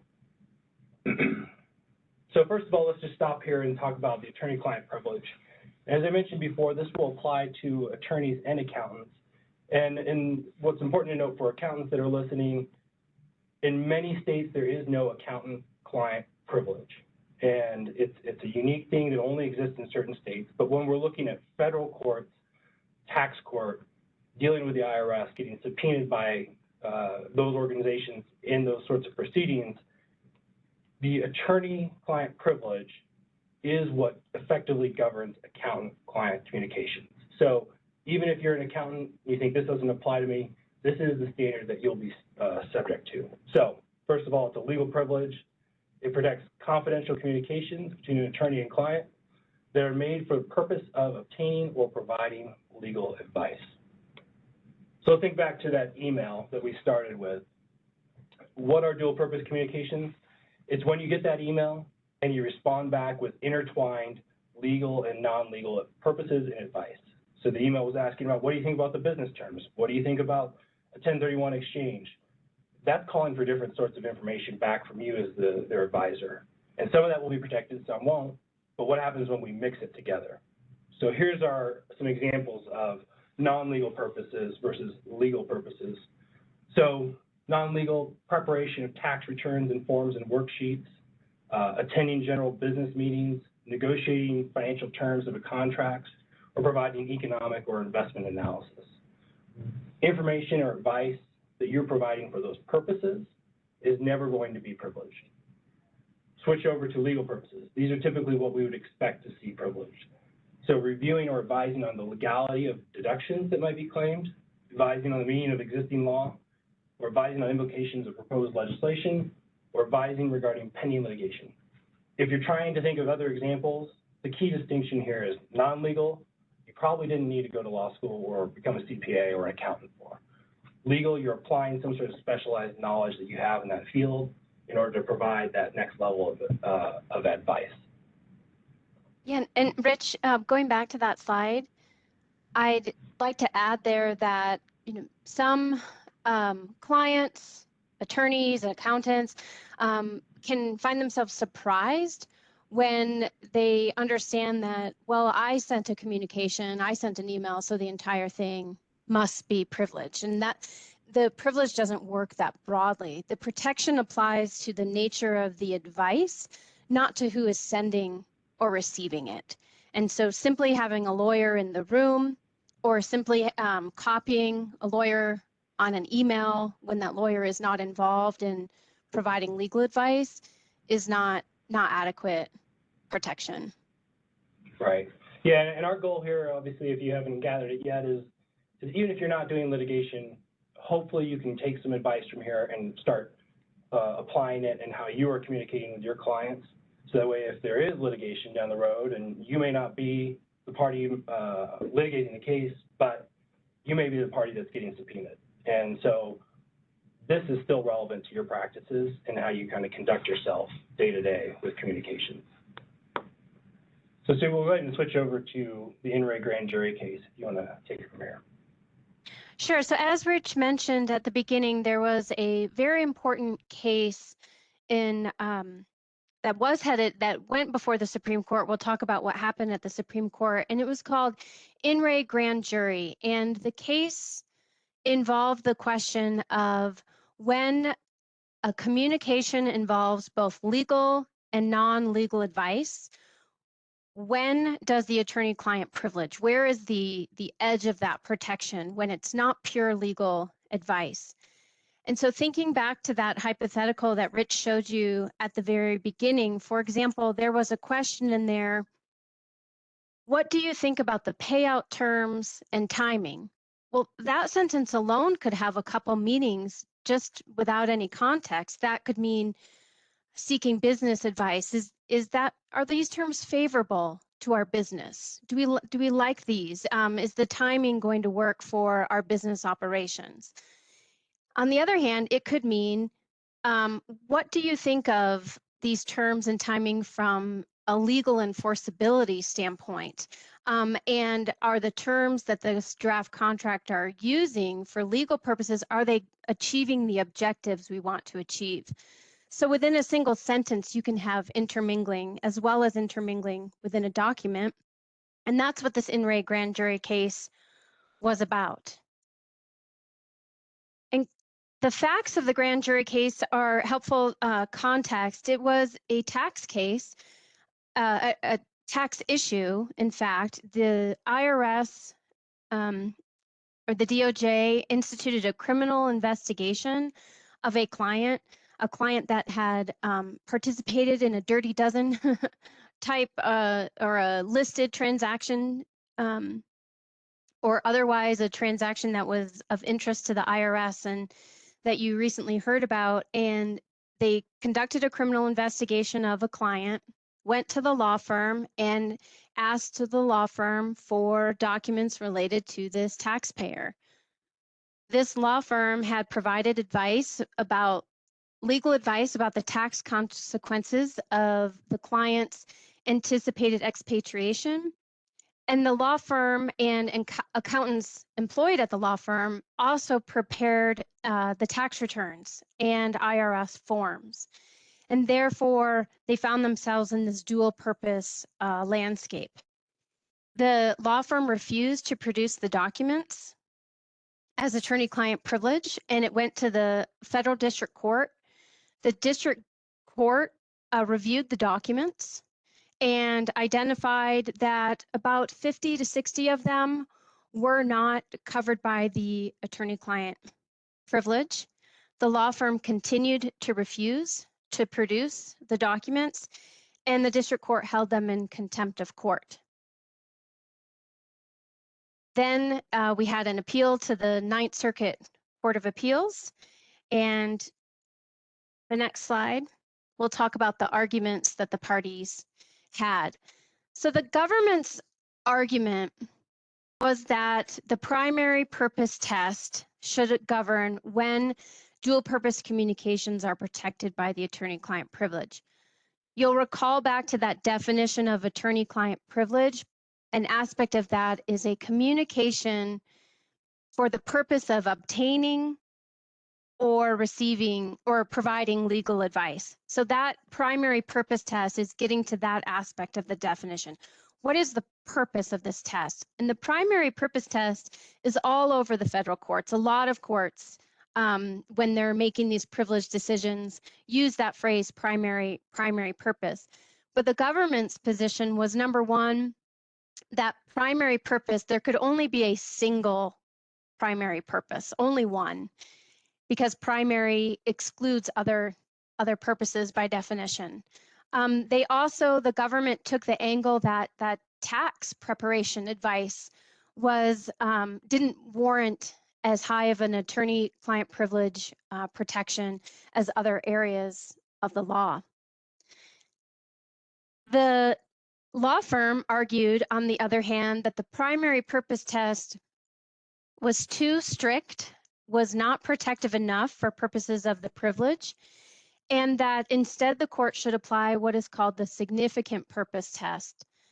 The significant purpose test says, is the legal advice one of the significant purposes of the communication? It does not have to be the most important purpose, but it has to be one of the significant purposes. And the law firm advocated for this position because otherwise courts have to look at a communication and they have to weigh what is the primary purpose. And it's unclear, does that primary purpose have to be 51%? And how would courts go about doing this? The Ninth Circuit held in favor of the government and said that the primary purpose test applied, and they affirmed the district court's decision. This Ninth Circuit opinion created a circuit split among the U.S. federal courts of appeals, and specifically a direct split with the District of Columbia Circuit. The DC Circuit adopts that significant purpose test that I just explained to you, and that opinion was actually written by now Supreme Court Justice Kavanaugh, and that is in direct conflict with this Ninth Circuit, the primary purpose test. Was it the most important purpose versus was it one of the important purposes? So this set up a circuit split. It also had this unique procedural context. Most attorney-client privilege cases don't get in front of the Supreme Court because they are resolved before an appeal would be ripe. And because of these, the circuit split, the importance of the privilege, and the rare opportunity to review, the Supreme Court granted certiorari and decided that it would review the case. Once they got to the Supreme Court, they held arguments on January 2023. There was a number of amici that supported the taxpayers' position. And this at oral argument, the justices really wrangled with, was this in fact an issue? What was there the amici and the taxpayers' position that the Ninth Circuit's formulation of the test would have dire consequences for the attorney-client privilege and would lead to unpredictability? The Supreme Court, in their questionings, seemed to not be as worried about these problems that were being raised. And ultimately what happened is, after oral argument, in a very surprising move, if we move to the next slide, they dismissed the case outright. The Supreme Court did, as improvidently granted. And what that means, the acronym is a DIG, it means essentially that the Supreme Court is saying it's as if we never took the case for review. And the court didn't explain its reasoning, but Rich and I believe that some of the reasons that I just mentioned were made the case not a suitable opportunity to review the attorney-client privilege test. So unfortunately, we didn't get insight from the court. We're back to the status quo with the Ninth Circuit and the DC Circuit split. And we have some questioning at the oral arguments about the line between tax return preparation versus attorneys weighing in on legal advice related to tax return preparation that unfortunately are still fairly murky. So Rich, I'll turn it to you to talk about the what now. Yeah, and just thinking back to that last slide with the dismissal, it came about a week after oral arguments, and I think everyone was very surprised. If you watch Supreme Court cases, it's usually months and nothing happens. But that quote there is about 90% of the opinion. It's a one-page opinion. I guess you can't even call it that. It's just an order of dismissal that the court gave back. So where are we at now? First of all, I think it's important that individuals who practice in the tax arena are aware of this case, because it was a tax case, technically, involving tax advice and how that is privileged. And I think what we're going to see in the future in litigation is that the opponents to the case will be seeking information and challenging communications that might fall within this dual purpose context.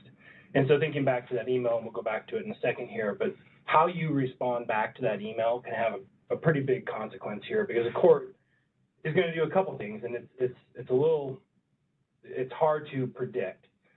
The court might take this document, and it might be a 20-page opinion that you've given, and go through it and parse through and say, well, the predominant purpose or the primary purpose here, whatever test that jurisdiction applies, we don't find that the primary purpose was legal. The whole document is now not privileged.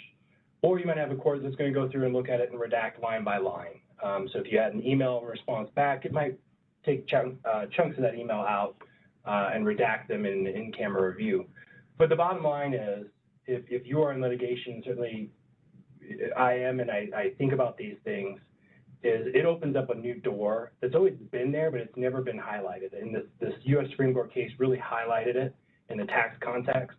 And I think in litigation in general, dual purpose is out there and will continue to be an issue. So we continue to have this split that Sue mentioned. And as individuals, if you're practicing in Wyoming, and you might be advising clients outside the state of Wyoming and all over, you can't predict what state or what jurisdiction they might be subject to. And you kind of got to go for the lowest common denominator here. And so while there is still the significant purpose test that exists in DC, when you're looking at the broader scope of the country, most of the country is going to be applying a primary purpose test. So just assume that that's going to apply to you. But then when we look into the tax context specifically, the Supreme Court has noted, and these other jurisdictions have acknowledged this as well, but there is this unique aspect when you come to tax preparation and tax advice. The courts will say that there is never an attorney-client privilege for services that are typically rendered by an accountant. So you can't be a lawyer and say, well, I'm going to prepare, a 1080, and that will be okay. It's attorney-client privilege now. That is never going to be prepared, and that continues to exist. And the line between what is preparation or what might be something that an accountant typically does versus what a lawyer does is blurry, and it will be litigated. Your state courts, so we've been talking about a U.S. Supreme Court and federal court cases. So without getting into too much of the details, but federal common law governs these federal cases. State common law and statutes will govern privileges in most state court cases. So your state court standards, again, will govern what is out there, and they may be wildly different than what, one state might be wildly different than another. So for instance, Wyoming does not have a codified accountant-client privilege. Colorado does. That's a big difference in the states, and it's a big difference in where the litigation is brought and what choice of law might govern it. We had mentioned the federal tax practitioner privilege. This is IRC 7525. This is what links the accountant to the lawyer as far as the standard that governs whether or not communications they give and receive will be covered by effectively attorney-client privilege, or in this case, the tax practitioner privilege. It's important to note that 7525 does not govern state disputes. It only involves disputes before the IRS or in federal courts.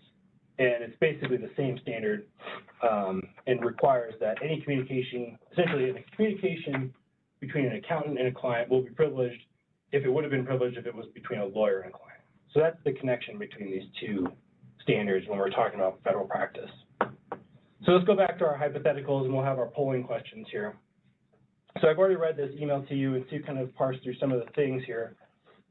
But looking back at this email and imagine yourself having received it, what would you do in response to maintain the privilege? So advance here, you've got a couple options, right? You can call back, you can respond in writing, or you can segregate your advice. So go ahead and answer your polling question and fill this out if you're seeking the CPE credits. But I think realistically here, a best practice is to segregate your advice. And really that would be segregating your advice with the clearly legal versus the clearly non-legal purposes when you're responding in separate written communications. If you're calling back, you don't certainly need to hang up the phone and dial them back or anything like that. And realistically, if you were compelled to testify, I think you can do a after the fact segregation of what communication is or was not legal versus non-legal. But when responding, it'd be worthwhile to segregate your advice so you don't end up in that situation I mentioned before where you have a large memo that was a mixture of business advice and legal advice. An example that came up outside the tax context was, I think, Polaris, the snowmobile manufacturer, had a safety memorandum that they tried to couch as legal advice. The reality is it had a lot of business advice in it, and the legal advice, which dealt with regulations and safety requirements, was a smaller purpose. And the court looked at it and said, you know what, primary purpose here is not legal advice. We're going to shift this over into the non-privileged realm, and the whole memo came out. Had they segregated that advice out and been a little bit more conscientious of the business advice or non-legal advice they were providing, or in this case, tax advice, or I'm sorry, tax preparation sort of advice versus tax legal advice, they could have probably protected the entire memorandum.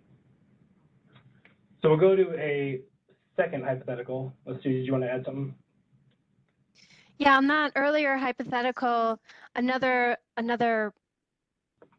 word of advice would be to use language that says, to the effect that I am providing you this legal advice, or when you're asking for advice to say, I am in need of this legal advice. So segregation best, also making it clear when you can that because the court is looking at the face of the document, to the extent you can identify it as legal, that's helpful.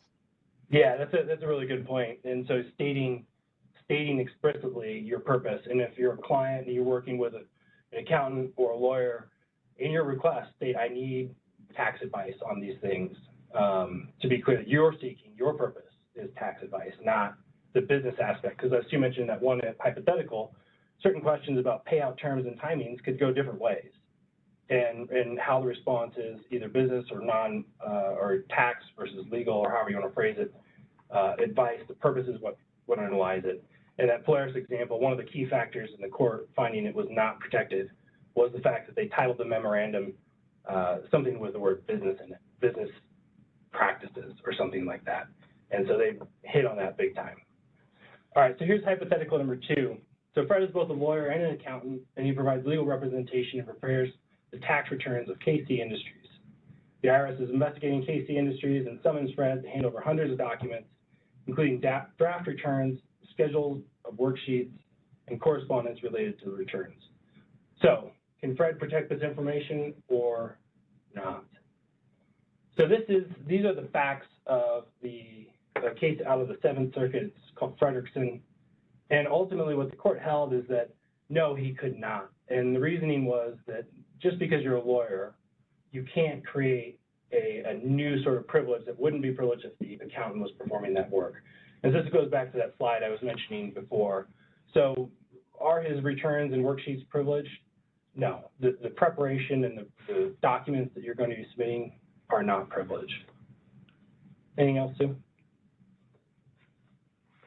No, that's it. Thank you very much for letting us tell you about attorney-client privilege and dual-purpose communications today. Thank you, Rich and Sue, for our final presentation today of the conference. Holland and Hart partner Adam Cohen and associate Colin Oldberg will speak about renewable energy tax credits. Adam is a trusted advisor to institutional investors, fund managers, and companies in fund formation, real estate, energy, and transactions. He counsels clients on renewable energy and low-income housing tax credit projects and funds. He is a sought-after industry-leading speaker and has published frequently on the topics of opportunity zones, renewable energy tax incentives, and partnerships.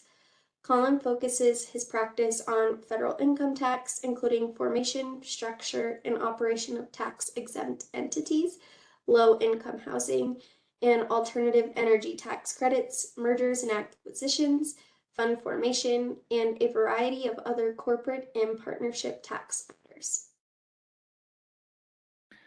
Great, thank you so much. Great, we'll get the slides advanced. We're going to be talking to you about the Inflation Reduction Act, and in particular, the energy, green energy components of that law. We'll start off with a SurveyMonkey link for those seeking CPE credits. You can answer the question of when was the Inflation Reduction Act signed into law. We're coming up on a one-year anniversary not too long. So that should eliminate one of those answers for you. You may be also paying attention to the debt ceiling negotiations in Washington, D.C. The Republicans have put on the table to repeal or otherwise modify a number of the items that we'll talk about today. We're going to assume they stay in place rather than be changed or repealed. But you should stay tuned if this is a particular area of interest to make sure that when you get to the point of financing a project, placing it in service, taking the tax credits, that they still remain as is. You'll also note that we'll talk quite a few times about expected guidance. Our understanding is that IRS and Treasury is still working hard to issue that guidance. They've given some, and we'll talk about that as we go along. But that's another area to be attuned to if you're working in this area. All right, well, let's go on to the next. This is not a bullseye. Rather, this is showing how the credit can expand, can grow from the base credit that was implemented through the Inflation Reduction Act. For those who have been doing this for a long time, you'll recognize the 1.5 cent per kilowatt hour production tax credit. That is the second item listed here. That is the credit that was in place prior to the Inflation Reduction Act and prior to phase outs that were in existence. That 1.5 cents, of course, was not the actual rate. You'll notice at the bottom left, it mentions inflation adjustments. So for 2022, the 1.5 cents was actually 2.75 cents per kilowatt hour. And all of these that you see on the screen will also continue to increase. They haven't yet released the 2023 number, but will each of these increase for inflation. The general idea here is that the credit, if you don't comply with any of the additional new requirements for the production tax credit, you will get the 0.3 cents, of course, adjusted for inflation. But the 0.3 cents, if you comply with prevailing wage and apprenticeship requirements, we'll talk about in a minute, then your credit is multiplied times 5. If you comply with the domestic content requirements, then your credit goes up by an extra 10%, up to 1.65. Or if you don't comply with domestic content and do comply with energy community, then again, you get that 1.65. And it's possible to get your credit up to the 1.8, again, adjusted, which would be adjusted for inflation. That 1.8 cents if you comply with all of the requirements: prevailing wage, apprenticeship, domestic content, and energy community.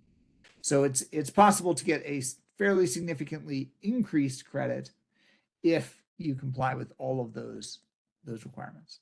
So let's go on to the next. The production tax credit changes are effective for facilities that are placed in service in 22 or after. So anything last year or this year, et cetera. Construction has to begin before 2025 to qualify for the Section 45 credit. Not to panic.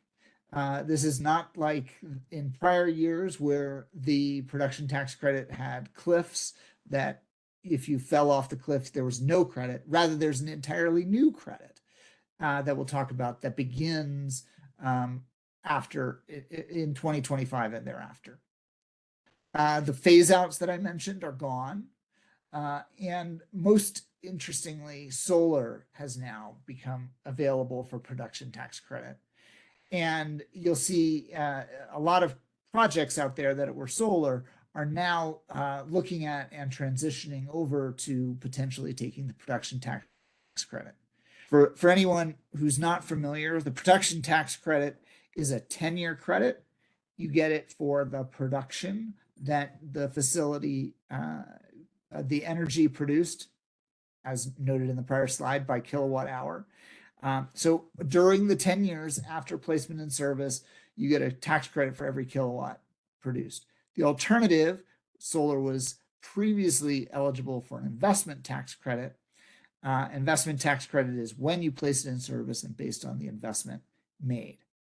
All right, let's go on to the next slide.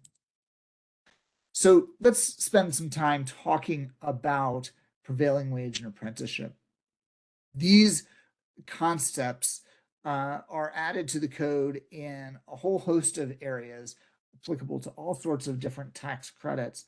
The purpose of the prevailing wage and apprenticeship is, on the one hand, to ensure that the workers who are building these facilities, maintaining them, are paid a prevailing wage. So it's a very labor focused.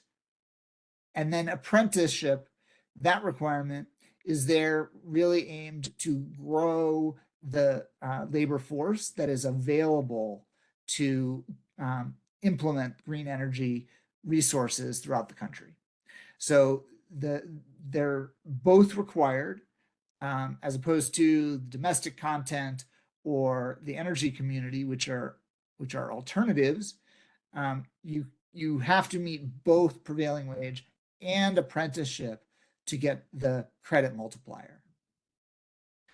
They do not apply to small facilities, so facilities with an output of less than a megawatt, I believe that's AC, or those that began construction before the IRS published the prevailing wage and apprenticeship initial guidance. We were hoping for full guidance, but the IRS issued a notice that said this started the 60 days, and that 60 days ended January 29th. So if you had a project that began construction before that, and there's a whole slew of guidance on what is begun construction, that's beyond the scope of our discussion here. But if you began construction under that guidance before January 29th, you did not have to meet the requirements. If construction began since then, prevailing wage and apprenticeship will have to be met. Okay, so let's talk about what this applies to. It applies to the laborers and mechanics. So it doesn't apply to the engineers. It doesn't apply to the lawyers. It doesn't apply to the accountants. It is those employed by contractors and subcontractors. And it's in construction. And here we're talking about production tax credit for alterations or repairs. So when I mentioned maintenance, that was probably a little bit of a overbroad use of that word.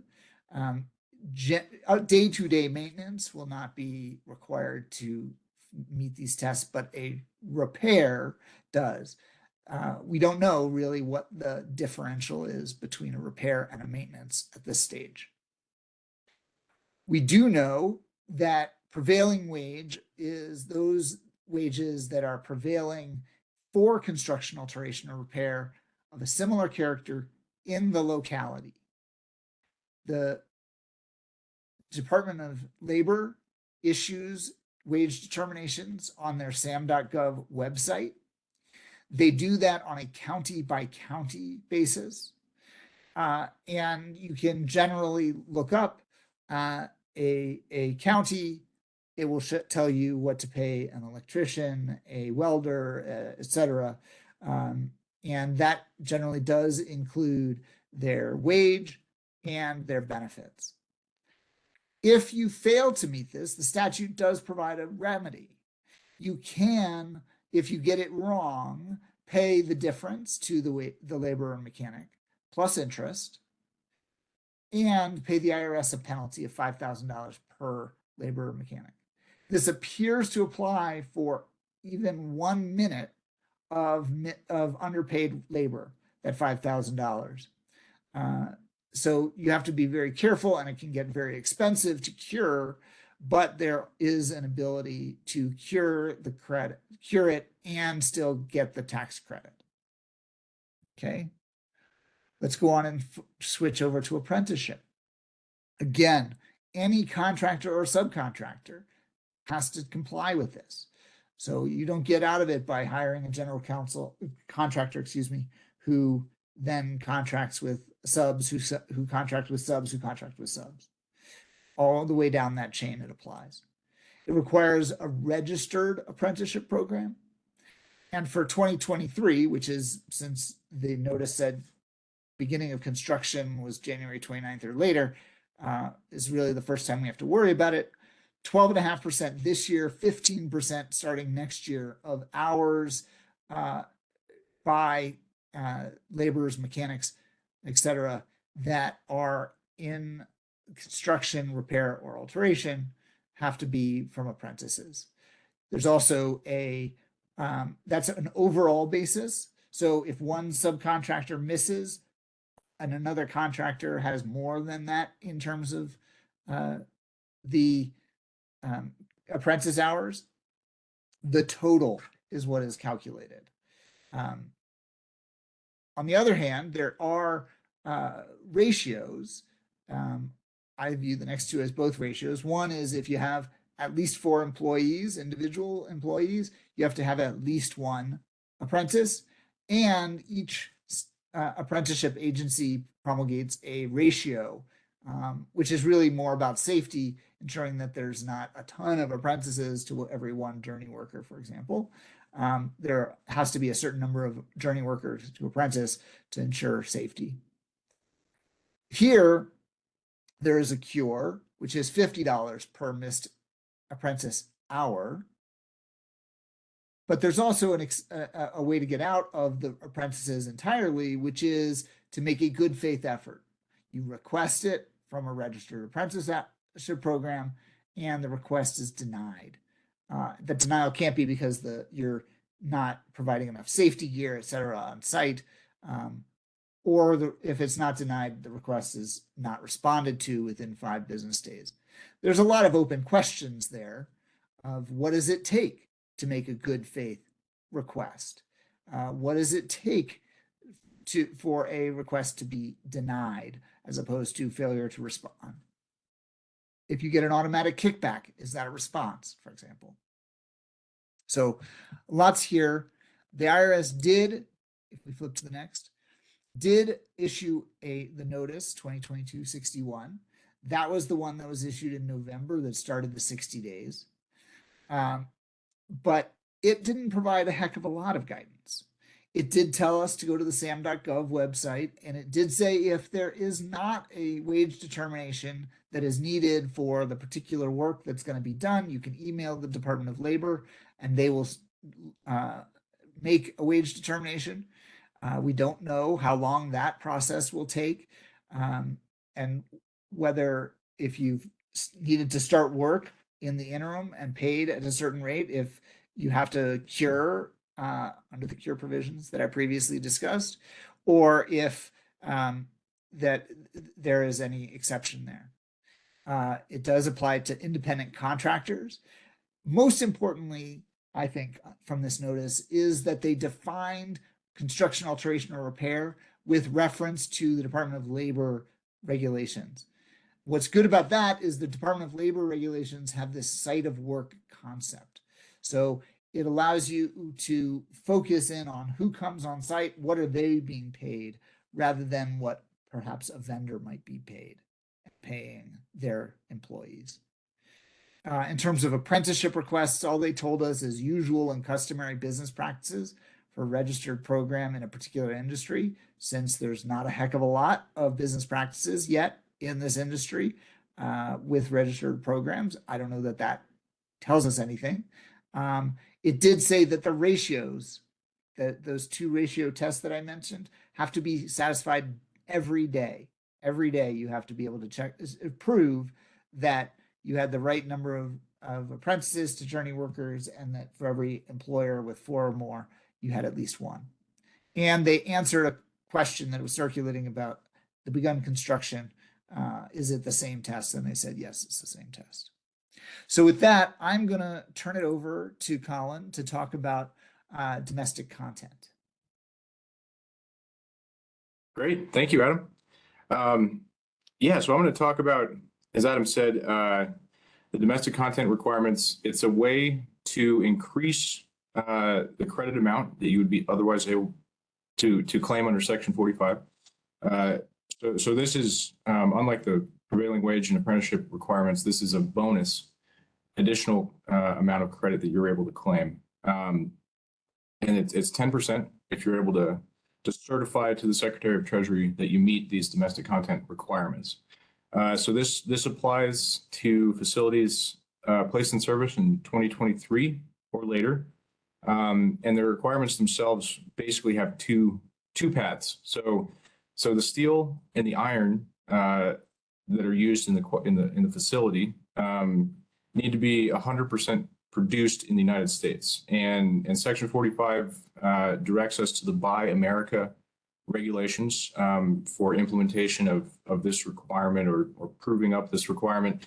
And it basically means that steel and iron that you're using as far as construction infrastructure within the facility, they themselves need to be produced in the United States.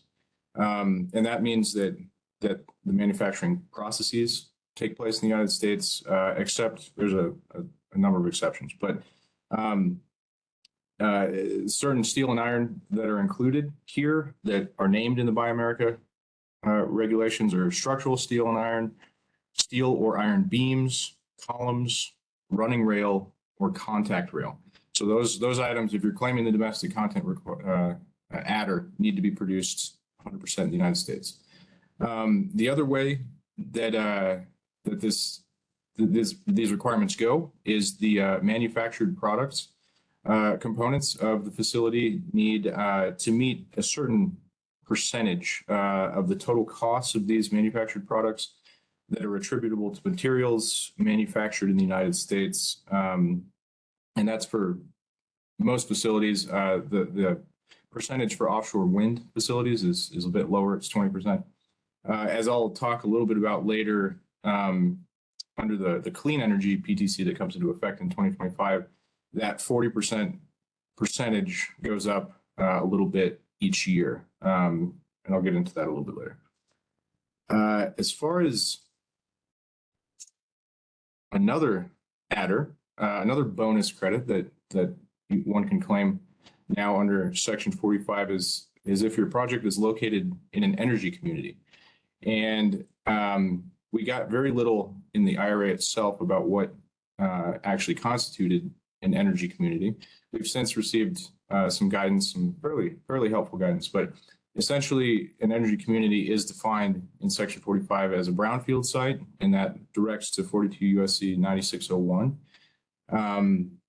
An area with significant oil and gas employment or tax revenue, and then a higher than average unemployment rate. And then another energy community is based on a census tract or a census tract adjoining to a census tract in which a coal mine closed after 1999 or a coal-fired generating unit retired after 2009. So lots there about what does that actually mean. And we did get recently notice 2023-29 came out on April 4th and was updated a couple days later, kind of under the radar, and I'll get into that a little bit later, but the most updated version was released April 7th of this year. And we learned quite a bit. We learned that proposed regulations are forthcoming for what exactly constitutes an energy community. But we did get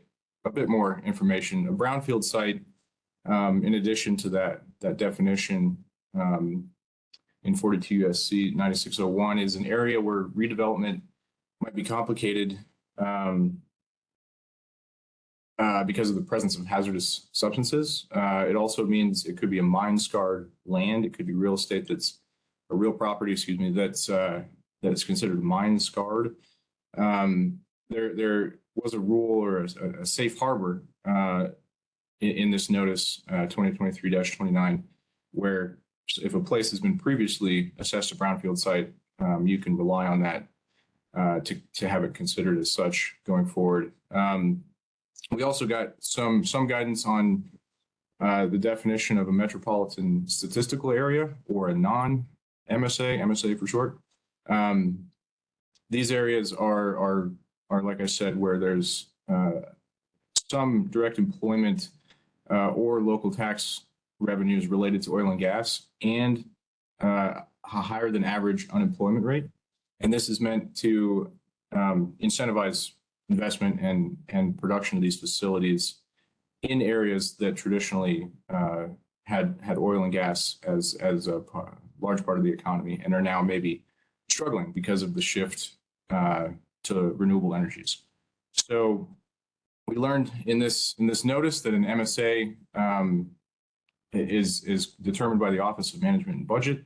A non-MSA, Bureau of Labor Statistics. The notice was very helpful, listing out a few websites that we can go to and kind of begin to figure out if the place where your facility is located, it might actually be located in one of these areas. The IRS does intend to publish a list of MSAs and non-MSAs annually. So that'll be part of, I imagine, a notice like this that comes out every year. As far as the census tract way of satisfying the energy community requirements, we got some more guidance in this notice. We were wondering what a coal closure actually meant before this notice, and the notice directed us to the Mine Safety and Health Administration websites, and we'd been kind of poking around there before. That seems like about the most centralized area to make these sorts of determinations. But we got a little further guidance in order to be determined a closed coal mine. A mine has to have been listed as a surface or underground mine and had a mine status of abandoned and sealed, or just abandoned. And if anyone has been on this particular website, there's potential or high potential for irregular information. And so the IRS acknowledged that and said if you're able to offer up documentation, maybe proving some irregularity on the database, they'll grant you, or you could potentially be granted that status as a closed coal mine. The IRS came up with a few rules regarding timing. And the general rule is wherever or whether your facility is located in an energy community is determined each year. So if you're doing the production tax credit, section 45, you would have to make this determination every year in order to claim the extra bonus credit.